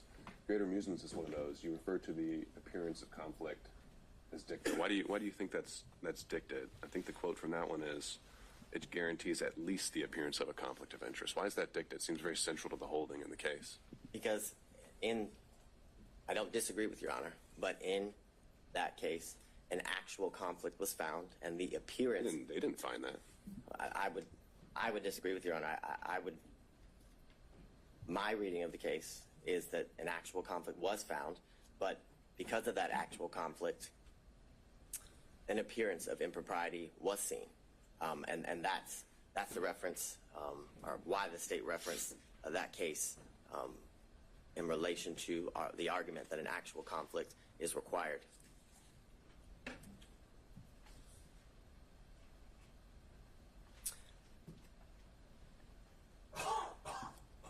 In the series of cases, Young, that was referenced by defense counsel, as well as Nichols v. State, are both instances where there's a personal interest in the case due to the situation and where at one point they were opposing parties. And of course there's a personal interest or stake as it relates to prosecuting an opposing party in a civil claim, which are what both of those cases reference, which shows that there's an actual conflict of interest that relates to the personal gain of the specific prosecuting agency. And what do you make of Nichols' reference to, it's an older case. Sometimes the language can be what we're not accustomed to seeing, but there's, they refer to the metaphor of Caesar's wife, and generally when that's used as a ethical standard, that's something that goes beyond just an actual conflict, right? Isn't the beyond reproach getting more into appearance world? Is it getting beyond? No, isn't getting into the appearance aspect of things when we're talking about Caesar's wife.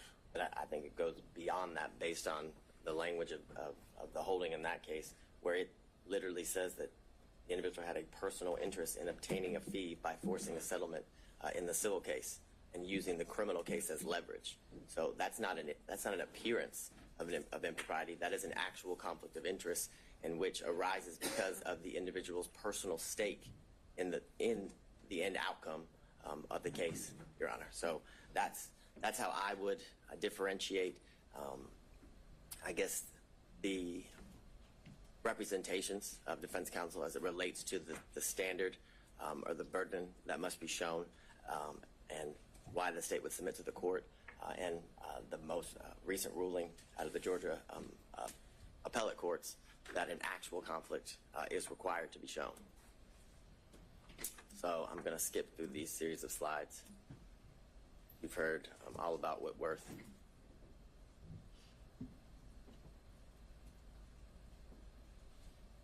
So I go back to what we referenced earlier, what's been referenced by all parties, that the grounds in which a district attorney can be disqualified is where a conflict of interest is found, and where there's forensic misconduct that is found. Those are the two grounds that are to be, I guess, are within the purview of the court as it relates to the issues here. And again, I go back to the most recent case that was Justice Pinson wrote about, and that there must be, that by failing to disqualify the assistant district attorney absent an actual conflict of interest. I think the language there is very clear, and I think it's very controlling, and I think it's purposeful, I would submit to the court, because an actual conflict of interest is what is required in order for a district attorney to be disqualified, because the cases make very clear, and through the precedent relating to this issue, that a disqualification of a district attorney is the last, for lack of better words, ditch effort that should be exercised as it relates to the court in curing certain conflicts that may arise. I think the case law is very clear that every effort is supposed to be made instead of, or I guess in lieu of, disqualifying the district attorney unless an actual conflict of interest is what's found, Your Honor. And it can't be cured.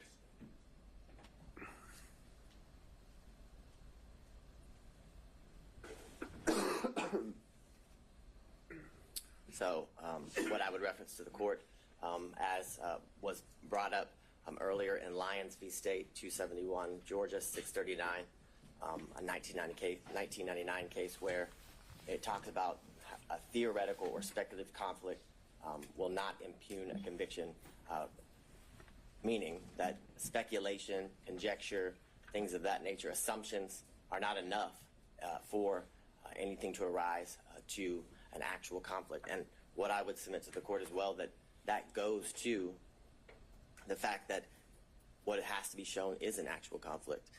If it's speculation. Is there any qualifier there, though, that's in a post-conviction context? So we're talking about, competent evidence.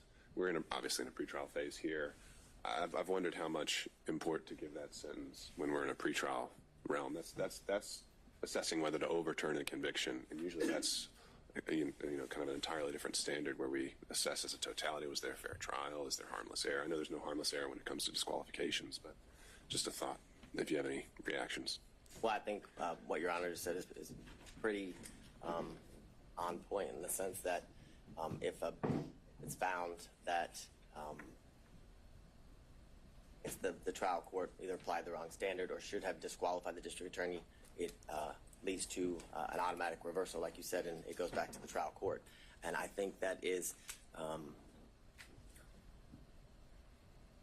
very enlightening in the sense that that's only done if an actual conflict is shown, and the fact that it can't just be theoretical, speculative, or assumptions that would lead to the appearance of impropriety, the appearance of a conflict that would lead to I guess when I'm borrowing kind of from, as we've been doing in the other pretrial motions, special demurrers seem to get different treatment pre-trial and post-trial. Post-trial, they get more of a pass unless you can show some issues, and I'm wondering if that same principle applies here with disqualification. Well, and but I don't have the answer to that. Well, what I would also say, and I don't remember the exact line, but I know there in Judge McBurney's order, he does address some of the concerns as it relates to the standard as it is applied post-conviction versus pre-trial during pre-trial issues. And what I would say to the court is that. So you're citing that in support? Because I didn't think the state was all that pleased with the analysis he applied. Well, what I'm citing. Legal analysis, that is. Well, I'm citing what you specifically referenced as to the standard that is to be applied pre-trial and post-trial, whether it makes a difference. And what I would say to the court is the answer is no, as it relates to the speculative nature of the allegations or the claims made by defense counsel as it relates to whether a conflict actually exists, Your Honor. What I can't do at the moment is point exactly to the page at the end of the state's argument. I can give you the page number as it relates to Judge McBurney's order. I think I know what you're talking about, the footnote where he references the appearance standard. Yes. All right, I'm looking at it. Further, in Lamb v. State, 267 Georgia 41, on page 42, it's a 1996 case where the court says, nevertheless, the conflict must be palpable and have a substantial basis in fact. A theoretical or speculative conflict will not impugn a conviction which is supported by competent evidence. Now, I understand as it relates to the post-conviction factor or the status of the case being in post-conviction based on Your Honor's earlier inquiry, but I would submit to the court that as it relates to the issue of disqualification, that the standard is the same whether it's post-conviction or pre-trial. In Bloomfield v. Bornstein, which is 247 Georgia 406, the 1981 case. In that case, it says the appellees have not shown us a case where a per se rule was applied to disqualify an attorney on the basis of an appearance of impropriety alone. The Georgia cases cited by the appellee do not stand for the proposition that a trial judge is authorized in Georgia to disqualify an attorney solely on the basis of an appearance of propriety, which further goes to the state's submission to the court that the standard is that an actual conflict must be shown, and that conflict that arises shows that there's a personal stake of the district attorney as it relates to their personal financial gain that's being alleged.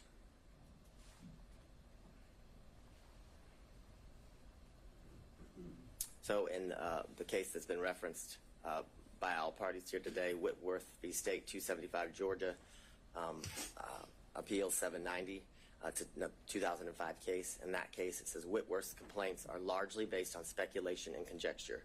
Applying any evidence standard to the record, it is clear that the trial court did not abuse its discretion in denying Whitworth's motion to disqualify Morgan based upon his personal interest in his conviction. Aren't we past the speculation and conjecture aspect of this, though? I mean, the original and the core of the financial allegation was that there is a relationship and that money has changed hands. There's maybe still an open question of where the ledger stands, but I think it was conceded that that balance could run in one way or in the district attorney's favor. Is that contested?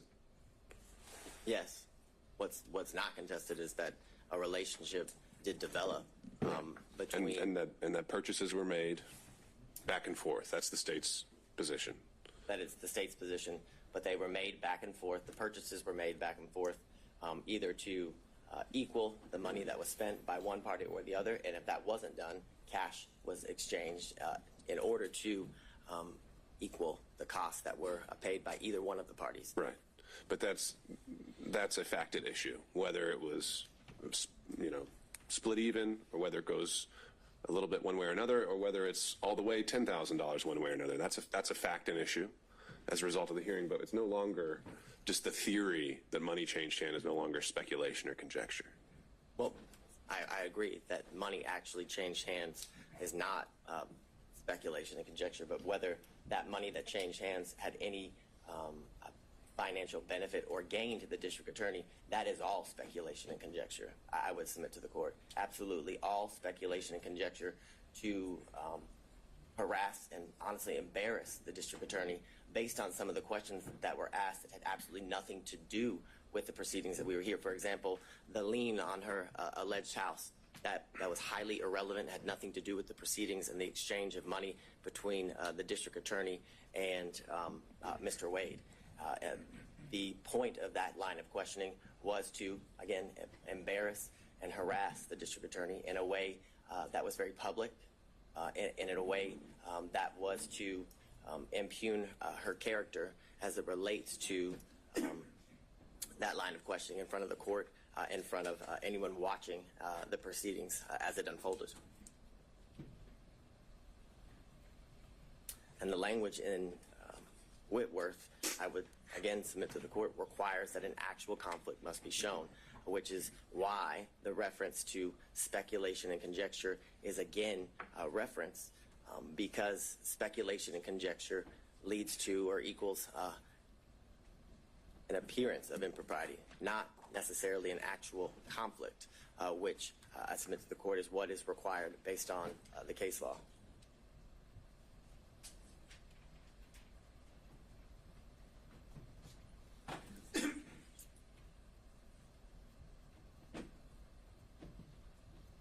So in State v. Sutherland, which is 190 Georgia Appeals 606, it's a 1989 case, and it says, while the prosecuting officers should see that no unfair advantage is taken of the accused, yet he is not a judicial officer.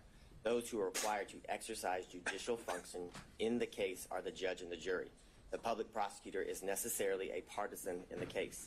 If we were compelled to proceed with the same circumspection as the judge and jury, there would be an end to the conviction of criminals, which goes to the premise that the appearance of impropriety is to apply to judges, not prosecutors. Because if that standard was to be applied in the manner in which the Sutherland case is referencing, then there would never be a criminal prosecution, because the state is always going to appear biased as it relates to getting justice for the victims or righting the wrong as it relates to the crimes in which the defendant is been indicted or accused of.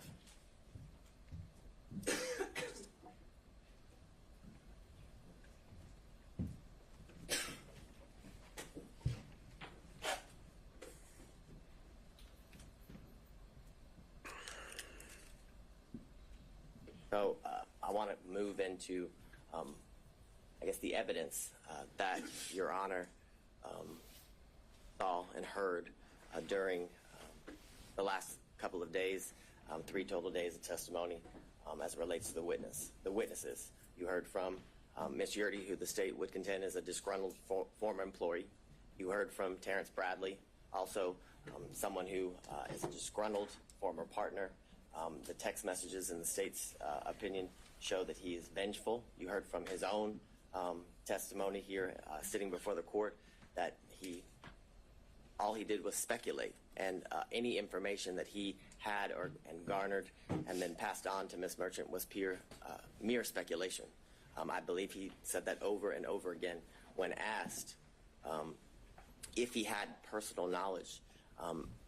My recollection is around 15 times he said he had absolutely no personal knowledge of a romantic relationship between the DA and Mr. Wade. You also heard from the special prosecutor, Mr. Wade, a former judge. You heard from the 80th governor of the state of Georgia, Roy Barnes. You heard from the first female elected district attorney of Fulton County, and you heard from her father, who was a 40-plus year practicing attorney in good standing when he left the practice of law. And what I would submit to the court is that Ms. Yurdy's testimony was nothing more than inconsistent at best, based on what I referenced to the court earlier as it relates to the representations that were made by her counsel prior to. Are those in evidence? Would his responses during a motion to quash, which weren't subject to cross-examination by defense attorneys, weren't even part of the evidentiary record of the hearing? Again, I'm just kind of puzzled by that. You didn't ask the question of Ms. Yurdy, what did you tell your attorney before coming here? And then we could have dealt with privilege issues and whatever else. I would agree with the court. It's not in evidence, but it was a statement by an officer of this court to the court during a hearing related to her testimony and how we would proceed with her testimony in this hearing. But it's clear that what was represented as to why she would not have, I guess, be an appropriate person to testify was that she had absolutely no knowledge of the romantic relationship. That was the basis of why her counsel was saying that she shouldn't have to testify, that she shouldn't be compelled by the under that court. theory, if accepted, where did the incentive arise between Monday and Thursday for her to completely change things around? Where did the incentive arise? So she was fighting so hard to avoid the, if we're going down that road you proposed, she was fighting to have not to come in here and testify at all. And then she comes in here and testifies. Why would she have testified the way she did if she didn't want to testify so strongly? If we're going down this road of trying to just gauge her interests and these kind of things, I don't know if I'm quite following that theory. And I can appreciate that, but I would say the reason she didn't want to testify, I would submit to the court, is because this is an incredibly public forum where she would have to testify against a former friend and a former boss. And I think the change, I wouldn't qualify it as an incentive. What I would qualify is ultimately when she was forced to testify, right, a motive and a bias as to why she testified in the manner in which she did. When asked by Ms. Merchant as to the reasons for her leaving, she kind of danced around the issue. And then as Ms. Cross asked her about whether she resigned or forced to leave, she was fired, she came out and said she was given the choice, you can either resign, but either way you're leaving. You're fired, or you can resign in a manner in which, she wouldn't be officially fired, and when she's trying to get future employment and things of that nature. So I would submit to the court that there's absolutely no incentive. An incentive is not why Ms. Yurdy's testimony changed, or the state would contend her testimony changed, but it was the reason she testified the way she did was because of her bias towards the DA, which gave her motive to what the state would contend is be less than honest before the court. And I would. But if we're going to draw inferences based on her fighting the subpoena, why would she have fought it if she had such a bias and wanted to say these untruths? Because she didn't want to come on national television and have to be exposed to the things that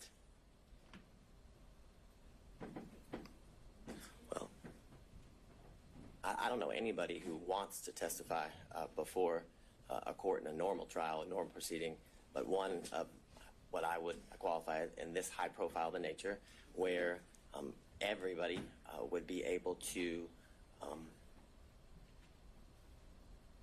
watch and learn what she has to say as it unfolds in the courtroom. And I'd further submit to the court there is reference to she left the DA's office in the text message that were submitted in, I believe, what is it, Defense Exhibit 39, that it's because she released confidential information in the DA's office, from the DA's office, that led to her firing, that she wasn't. And I know I'm just because it's more conversational, which I appreciate. I know I might be getting you off script, so I don't want to use up all your time if you need to get through some other things. Next, Terrence Bradley, and I believe the one thing that the state and defense counsel can agree on, that he was less than honest at times during the proceeding and during his testimony. He, when pressed or asked by Mr. Sadow why he was fired, he basically chalked it up to a dispute between partners in a business. But when pressed by Ms. Cross, it was clear that that wasn't the reason. And what I would submit to the court, what has been referenced by defense counsel as baffling as to why the state would go into such a topic area. The state, as all counsel has when appearing before the court, has a duty of candor. And when Ms. Cross knew she was going to have to cross Mr. Bradley, she knew he lied. And she had a duty of candor to the court, in the state's opinion, to expose that.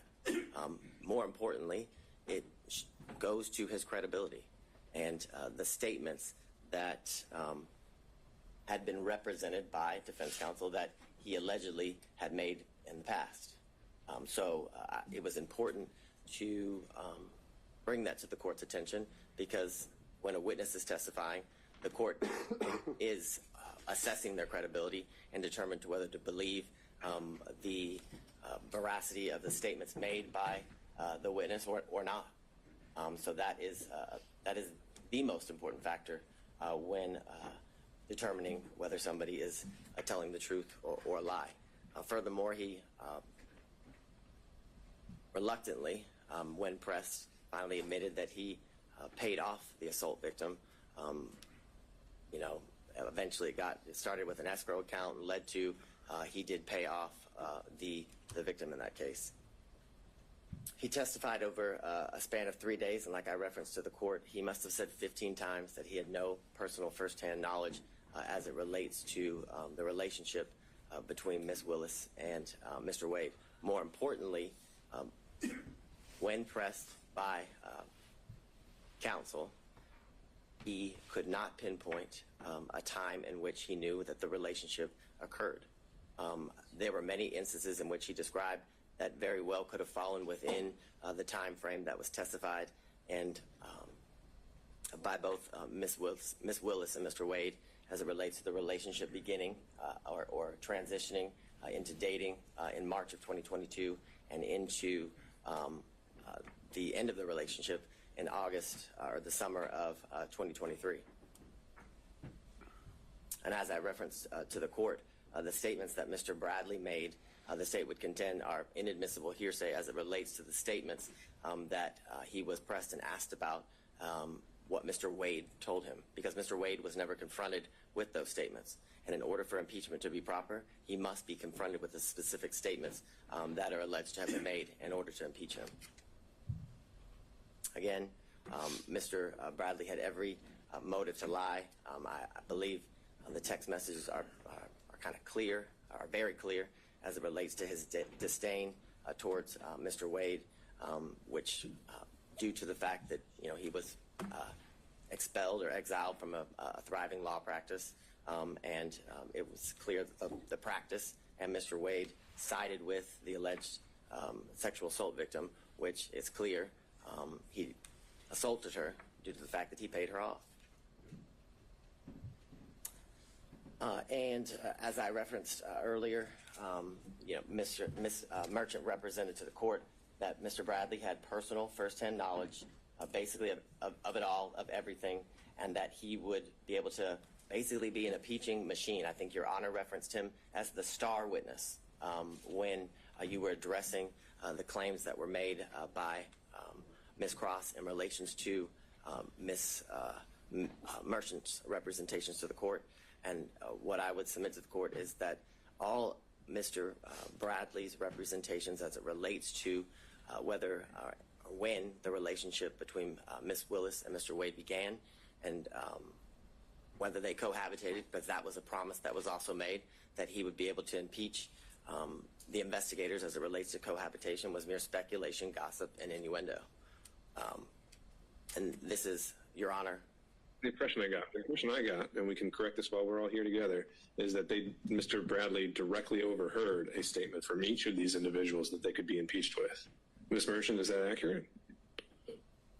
Directly overheard. Which ones are we talking about specifically? Well, essentially, that kind of seemed to be all of them. You had said Allen, Bond, Young, and then the investigators, Hill, Green, and Ricks, could all be directly impeached by statements overheard by Mr. Bradley. Yes. In reference to your question, the unequivocal answer was yes. And when Your Honor is looking through the text messages, I would submit to the court that the text messages don't even say or indicate what was represented to the court in relation to the good faith basis for this motion to disqualify as it relates to the testimony of and the ability to impeach witnesses through Mr. Bradley.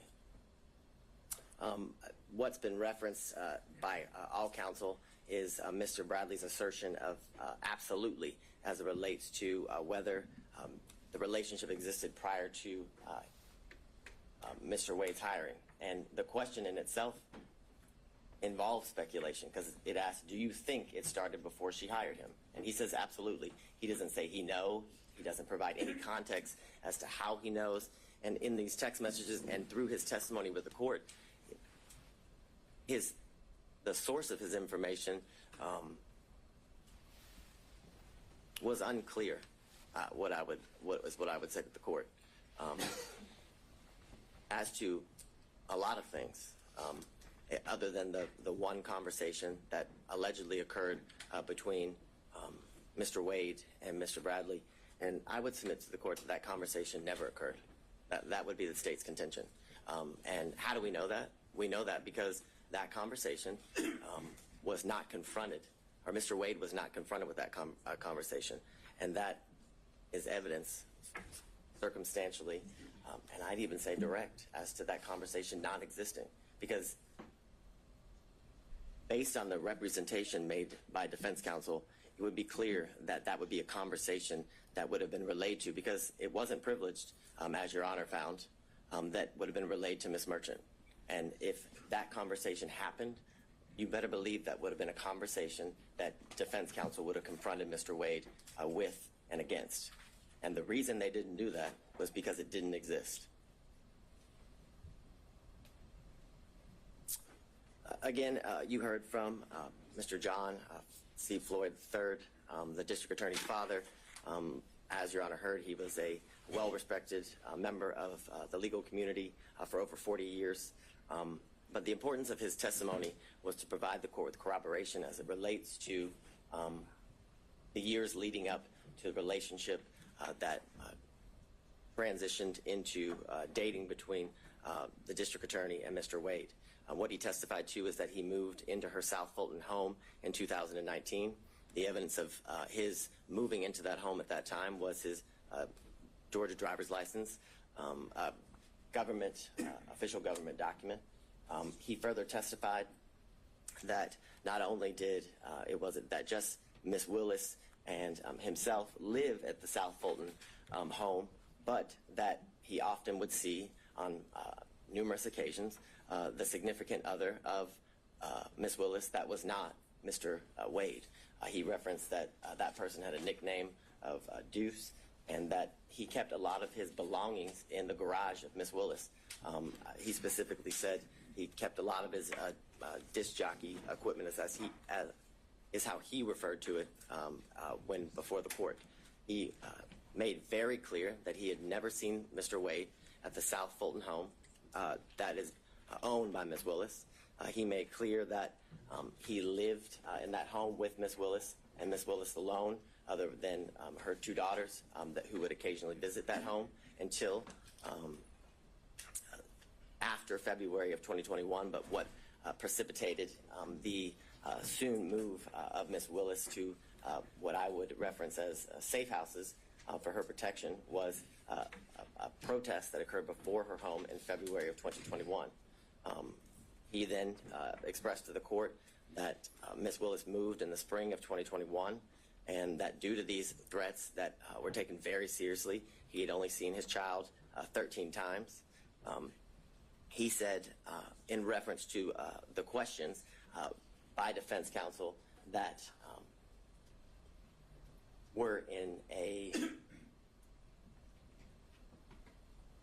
and I'm just going to be straight up with the court, they were trying to make Ms. Willis a liar, what is how I would submit to the court, in the sense that she testified that she was concerned for her safety and her family's safety, which included her father and her daughters, and that Mr. Floyd remaining in that home kind of rebutted all of that, made it so it wasn't true. But he testified that he stayed in the home because it was a home that she had put her blood, sweat, and tears in and was able to buy, and that he stayed in the home because there was constant officer presence. He told the court that he bought extra security equipment. He even went as far to tell the court that he slept in different rooms on different nights because he felt his safety was in such a concern. So I would submit to the court that line of questioning was done in an attempt to discredit Ms. Willis, but failed. Would be how the state would characterize it. Then he testified about the first time that he did meet Mr. Wade, which is in 2023 here at the district attorney's office, and he talked about how he kept cash in his home and why Ms. Willis kept cash in his home. And what the court should take note of is the state didn't ask Mr. Floyd about the cash in his home. That came out through the cross-examination of defense counsel. So there was, I guess, an implication that Mr. Floyd only did so due through his preparation with the state and his hearing and seeing news articles and clips related to the testimony that had occurred prior to him. But I would submit to the court that it's telling that that information came out through questions that were asked by defense counsel, which gives credibility to the statements that were made. And he further explained as to why he taught his daughter to keep cash in the home as it relates to financial independence and having a safety net. It was further testified that he had multiple safes and that he gave Ms. Willis his first lockbox, or her first lockbox, for situations as she described when she was testifying. And what I want to make clear is during Ms. Willis's testimony, it was pressed about the cash and where she kept it, did it follow her, where she laid her head, and things of that nature, trying to further discredit the practice that she had as it relates to keeping cash in her home and why she had the ability to pay cash to Mr. Wade and other people and for other situations. And what the court should take note of is that there was no evidence that controverted that at all. Where was the evidence that controverted Ms. Willis's claim and practice of keeping cash in her home? There was none. In fact, the only evidence was it was substantiated through the testimony of her father, Mr. Floyd.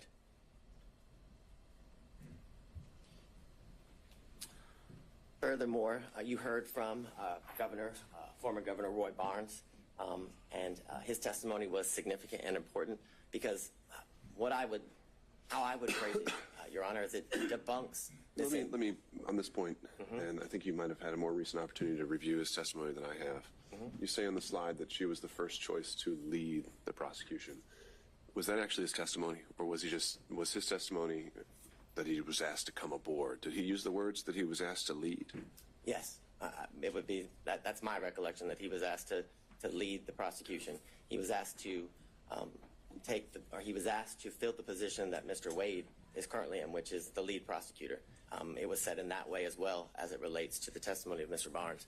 So I think it would be very clear. My recollection is that he said lead, but what I can submit to the court, that I know he also said that he was asked to fill the position that Mr. Wade is currently filling for the state of Georgia, which is the lead at that prosecutor. time as special grand jury prosecutor, right? Yeah, the special, I guess, yeah, as the special prosecutor, lead the investigation, which led to the ultimate prosecution that we're here before Your Honor today.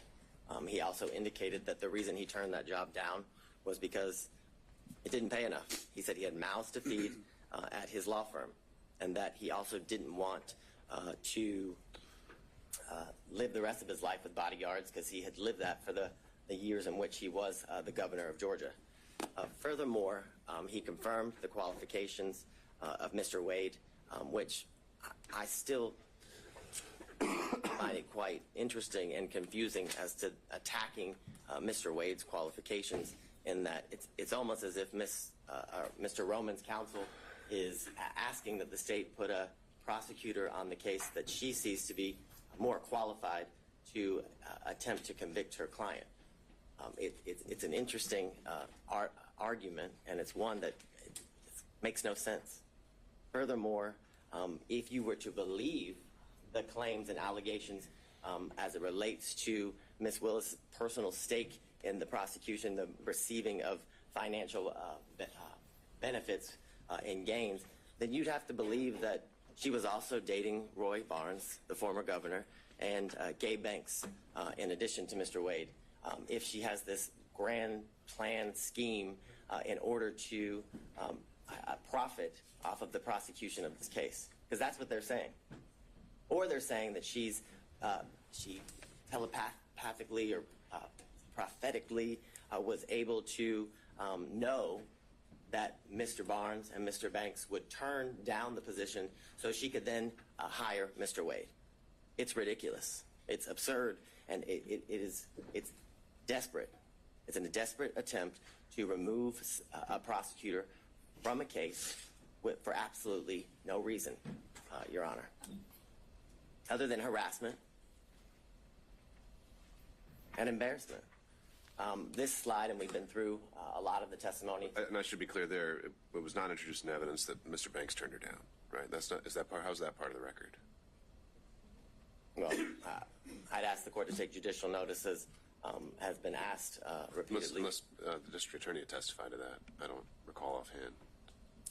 I will be frank with the court. I don't recall if Ms. Willis testified to that exact fact, but I know that Mr. Banks represented that to the court during Monday's hearing as it relates to the allegations that were made. I understand Your Honor's position as it relates to that. I'm just trying to make sure we know exactly what is in the evidence and is not, but regardless, I think your point is made. I think it's an evidence of the record as it relates to, I guess, the issues that led up to the actual hearing of this case.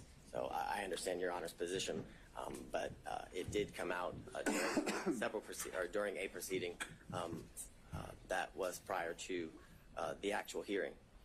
This slide is just a chart showing kind of the testimony of both the district attorney, Ms. Willis, and Mr. Wade, as it relates to how they met, how or when Mr. Wade became the special prosecutor, when their relationship evolved into a romantic one, talking about the trips in which they took after their relationship evolved into one that became romantic, and when it ended.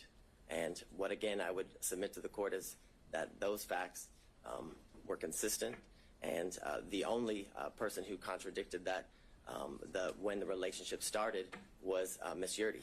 And what I would bring to the court's attention is that it was represented to the court that Ms. Yurdy was a witness other than Mr. Bradley who could bring to the forefront this issue of cohabitation. And when pressed and when asked about it, Ms. Yurdy had absolutely no information as it relates to this alleged cohabitation. It was false.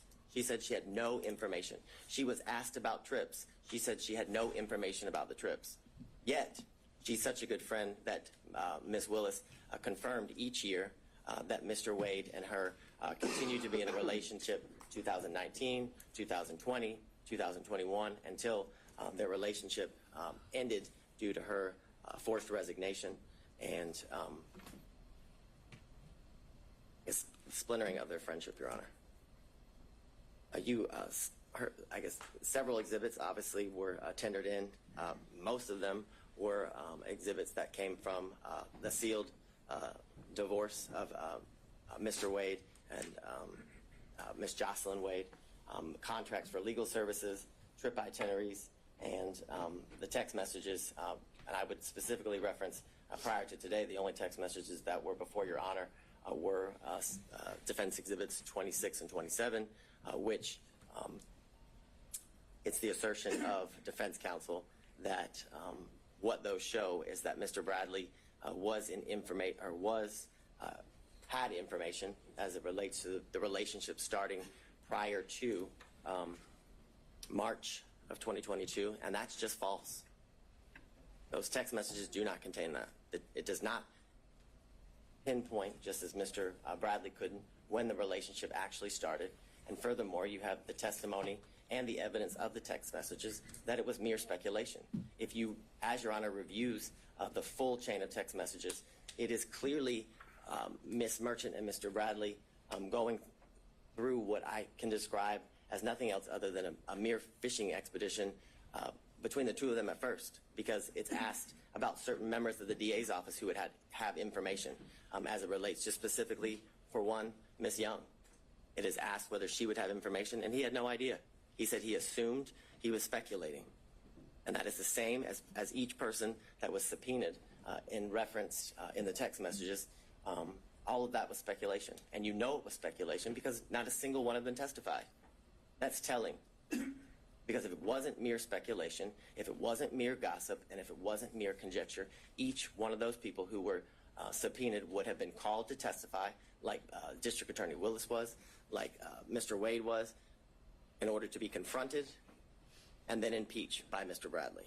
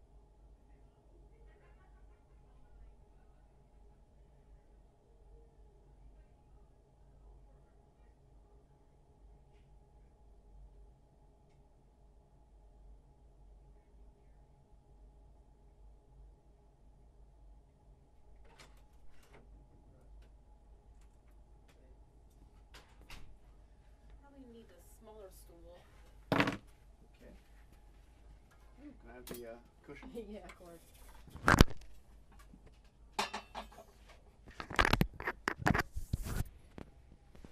Someone help my thing up or anything? No, I think I'm good. Your first hit is at 405. Oh, it's a 405? That was a 4. It was. They Canceled couldn't it? get out. Like, Okay. no, they're going to be at 420 now. Okay. Okay. Gotcha. Okay. Great. Then I'll wait a couple minutes before I Okay. sit down and go.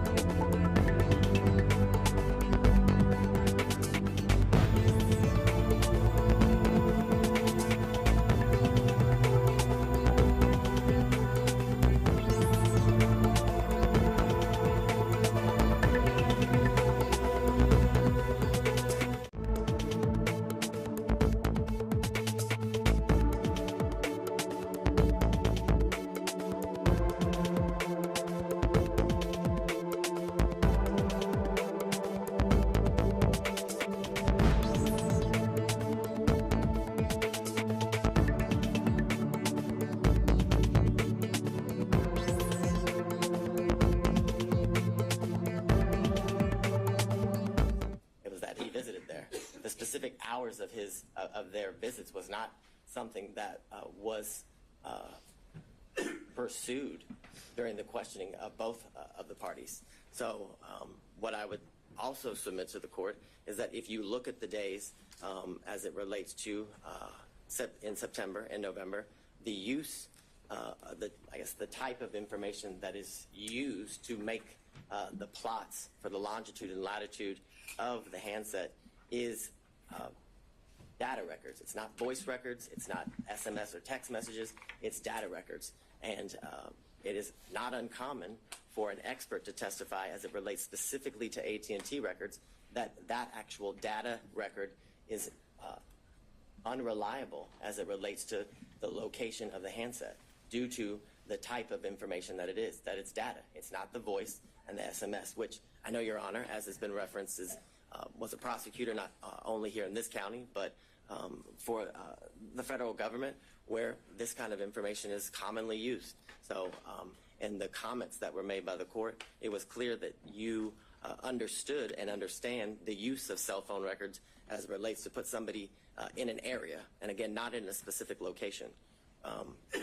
I'd also bring to the court's attention as it relates to the validity of the affidavit and the analysis done by the expert that was hired by Mr. Sadow is that not once does it reference the fact that AT&T records commonly have duplicate and triplicate entries within the call detail records. That is something that is commonly seen, and that is something that is seen in these records. And that is something that leads to the incorrect number of times that has been alleged that Ms. Willis and Mr. Wade were in communication through text and voicemail. And I'd also submit to the court that that number doesn't prove anything again, doesn't prove that anybody's in a relationship. It proves that they were in communication with each other. And I think Your Honor can use your own life experience as it relates to people you work with or friends that you are close with, and the number of times that you make calls to any of those people. I can submit to the court that I have a friend who I have been friends with for 15 years, and she worked in the office previously with me. And based on our professional relationship and our personal relationship, the friendship that we had and still have, that we talk 30 times a day. So that doesn't mean we're in a relationship. So the assertion that the number of times that Miss Willis and Mr. Wade have spoken to each other, whether it's through text message or phone, it has no validity as it relates to them being in a relationship. What I would submit to the court is that what was shown through all of the evidence was that there's been a true cost to Miss Willis as it relates to her life, that she had additional expenses that she had to endure because of her position, in the sense that she told the court that she had a mortgage, but on top of that mortgage, that in a house she didn't live in anymore, she had to pay for a safe house, that her home was vandalized, and there were racial epithets and sexual bigotry that were spray painted onto her house. The concern of her safety in her life is something that was testified to, and the fact that this job has led to the isolation and separation of her from her family and friends, which was given credence, and the credibility of those statements were provided by her father, Mr. Floyd, that he had only seen his daughter 13 times since all of these instances occurred. The full nature of the statements and the falsehoods that, for example, in these text messages that were purposefully leaked to the media as it relates to Miss Willis's daughter, subjecting her position in school, that she flunked out of college, which isn't true, which in fact she has graduated from an HBCU. But what's been leaked to the media is the fact that she flunked out of school and someone other than her father moved her, which again, the validity of which was never shown. And all the while, Ms. Willis, facing these costs, has been able to continue to do the work unrelated to this case, which is shown in the fact that Atlanta's murder rate and violent crime rates have decreased while she has been in office. What was shown through the testimony of all of the witnesses and through the evidence that Your Honor heard was that there wasn't an actual conflict, that the defense failed to provide any sort of actual conflict in relation to Ms. Wade's, I guess, the relationship that transpired from the relationship between her and Mr. Wade, and that there was absolutely no evidence of a financial benefit that she gained as it relates to the prosecution of this case and the ultimate outcome of the case. The corroboration of all of that is the things that Your Honor is very much aware that she could have, I guess, financially benefited from, stretching out the case, for lack of better words, by the special grand jury recommended that 39 individuals be indicted. But through her sifting through the special grand jury's report and all of the evidence with the team that indicted the case, they only went with 19 of the defendants, which had she gone with all 39, they're based on the defense counsel's assertions, would have given her the opportunity to certainly find these financial gains that are claimed through the allegations of defense counsel. More importantly, why would Ms. Willis repeatedly ask this court to set a trial date as soon as possible if her motive in prosecuting this case was to continue to financially gain, as alleged, from the prosecution of this case? It doesn't line up. It doesn't make sense. And it doesn't make sense for a reason, because it doesn't exist. More importantly, this office has multiple RICO and as well as large-scale cases like this one, and much larger. And they also have, there's a lot of high-profile prosecutions. If Ms. Willis's ultimate goal by hiring Mr. Wade was for her financial benefit, then she would put Mr. Wade on every single one of those cases. So she could certainly revel in the riches and lavish lifestyle that has been referred to by defense counsel, which there's been absolutely no evidence of. The evidence was she stayed at a DoubleTree in Napa, a DoubleTree.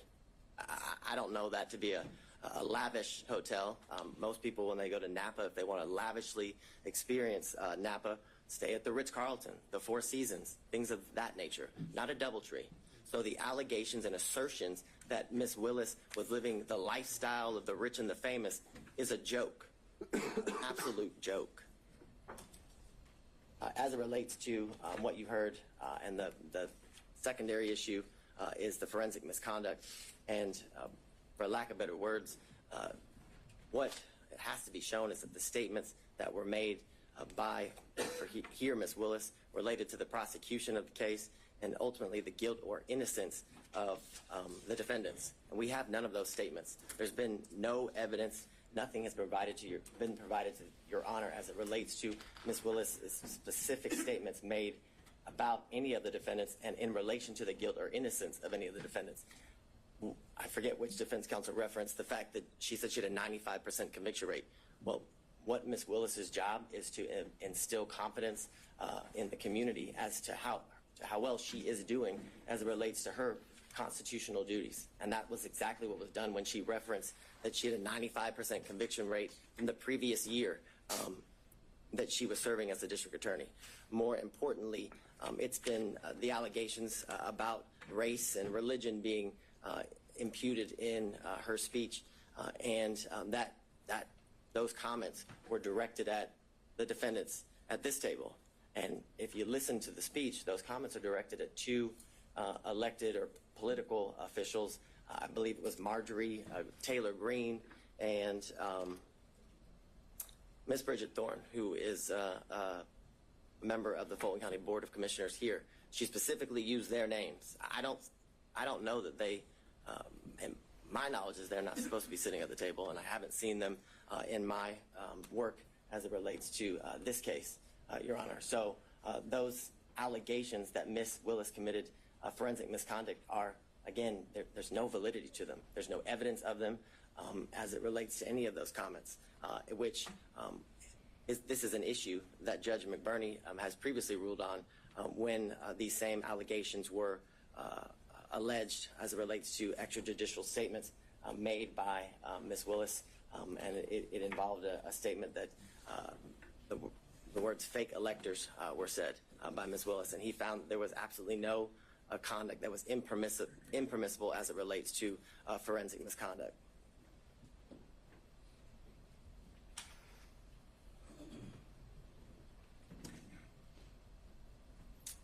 And I guess to drive home the point, at no point in any of the statements that were made and that are alleged here as it relates to the speech that she made at the church, at no point did she mention the guilt or innocence of any of the defendants. She, again, was merely responding to comments made by Marjorie Taylor Greene and Bridget Thorne, two other political officials, therefore making her comments not even close in the realm of any sort of forensic misconduct. What I find interesting is that defense counsel wants to make these allegations that Ms. Willis committed this forensic misconduct by the statements that she made in her defense as two unrelated, to this case, public officials criticized the job that she was doing. find the hypocrisy interesting in the sense that we've had video proffers released to the media by defense counsel, emails between counsel released to the media by defense counsel, statements have been made by defense counsel in relation to this case. We had the unredacted version of the cell phone records of Mr. Wade released to the media by defense counsel with his private and personal information causing the threat of harm to both Ms. Willis and Mr. Wade to increase. The most recent instance was the text messages that Your Honor hadn't ruled on their admissibility prior to their release, and it was made clear during the hearings that the ability to get those, the full chain, was something that they were unable to do. But they figured a way, and the minute they figured a way, they released it, the information to the media simultaneously with turning it over to the state and the court. For all the reasons obviously stated before Your Honor, that this motion should be denied because the legal requirements that are required in order for the district attorney to be disqualified have not been satisfied. The defendants have failed to raise any issue legally or factually to satisfy the legal standard for disqualification. They must show an actual conflict. They've been unable to show that the prosecution of this case was at all a result of political bias, which has been accused, or accusations have been made, as well as demonstrated that the prosecution of this case was motivated by any means or any way because of malicious prosecution. And they haven't been able to prove that this case was one of selective prosecution for political benefit or gain. All allegations that have been made during the course of different hearings and the procedures as it relates to this case. What I would leave the court with and how the state started the argument is that courts have been generally unreceptive, if not hostile, to attempts to disqualify prosecutors based on pervasive and institutional conflicts, which makes clear that the burden, that the standard is very, very high that must be met in order for an elected district attorney to be disqualified. And that burden, that standard has not been met. An actual conflict has not been shown. And more importantly, in conjunction with that, there's been absolutely no evidence that the district attorney has benefited financially at all, but benefited financially in conjunction with any outcome, whether it be now or ultimately as it relates to the prosecution of this case. And because of all those reasons, Your Honor, we would respectfully request you deny defense counsel's motion to disqualify the elected district attorney, Ms. Fani Willis. All right. Thank you, Mr. Rebuttal. Your Honor, I think we have 5 minutes and 44 seconds. That's what it says. Mr. Cromwell. Oh, you, okay, handing it over. Understood. Mr. Sadow, all yours.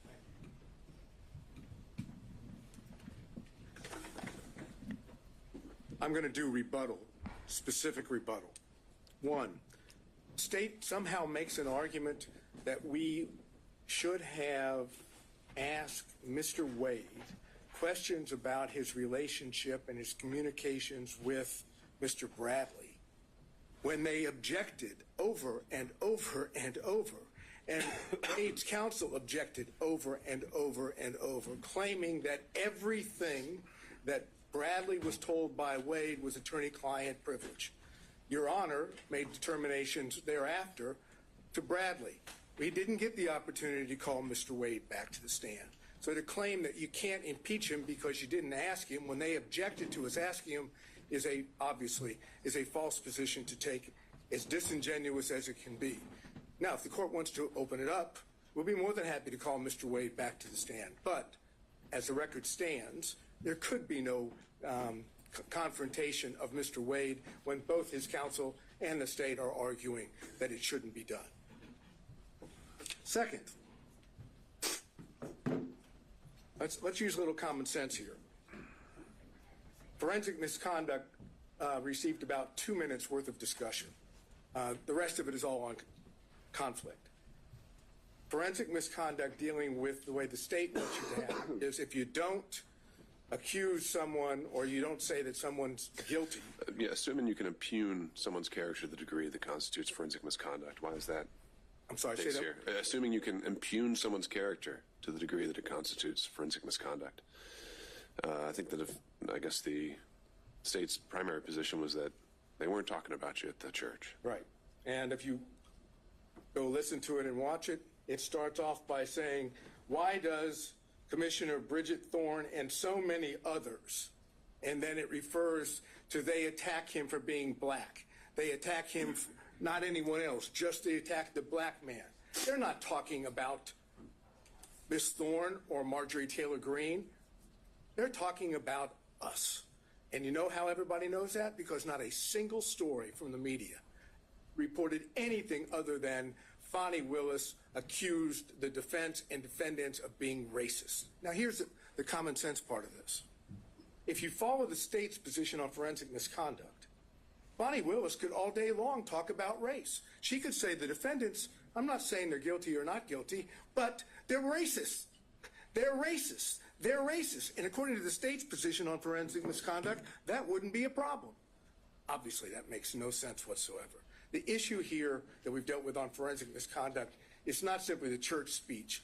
It's why she did it, how she did it, calculated, and all the other things that we talked about with the testimony of Wade and Willis in this case. Let's go to the relationship issues and the cell phones briefly. No one knew that there was a relationship between Wade and Willis, according to Wade and Willis. Not a soul was ever told that they were dating or that there was an intimate relationship. Ever. They concealed it from all parties. From Daddy. Daddy didn't even know they had a relationship. Suggest that somehow in the beginning of 2021, January to whatever it was into April, that they couldn't have met in Hapeville. They didn't meet anywhere that would allow the public to see them. That's the reason why they were meeting at Yertes, because no one else was ever there. Remember the testimony?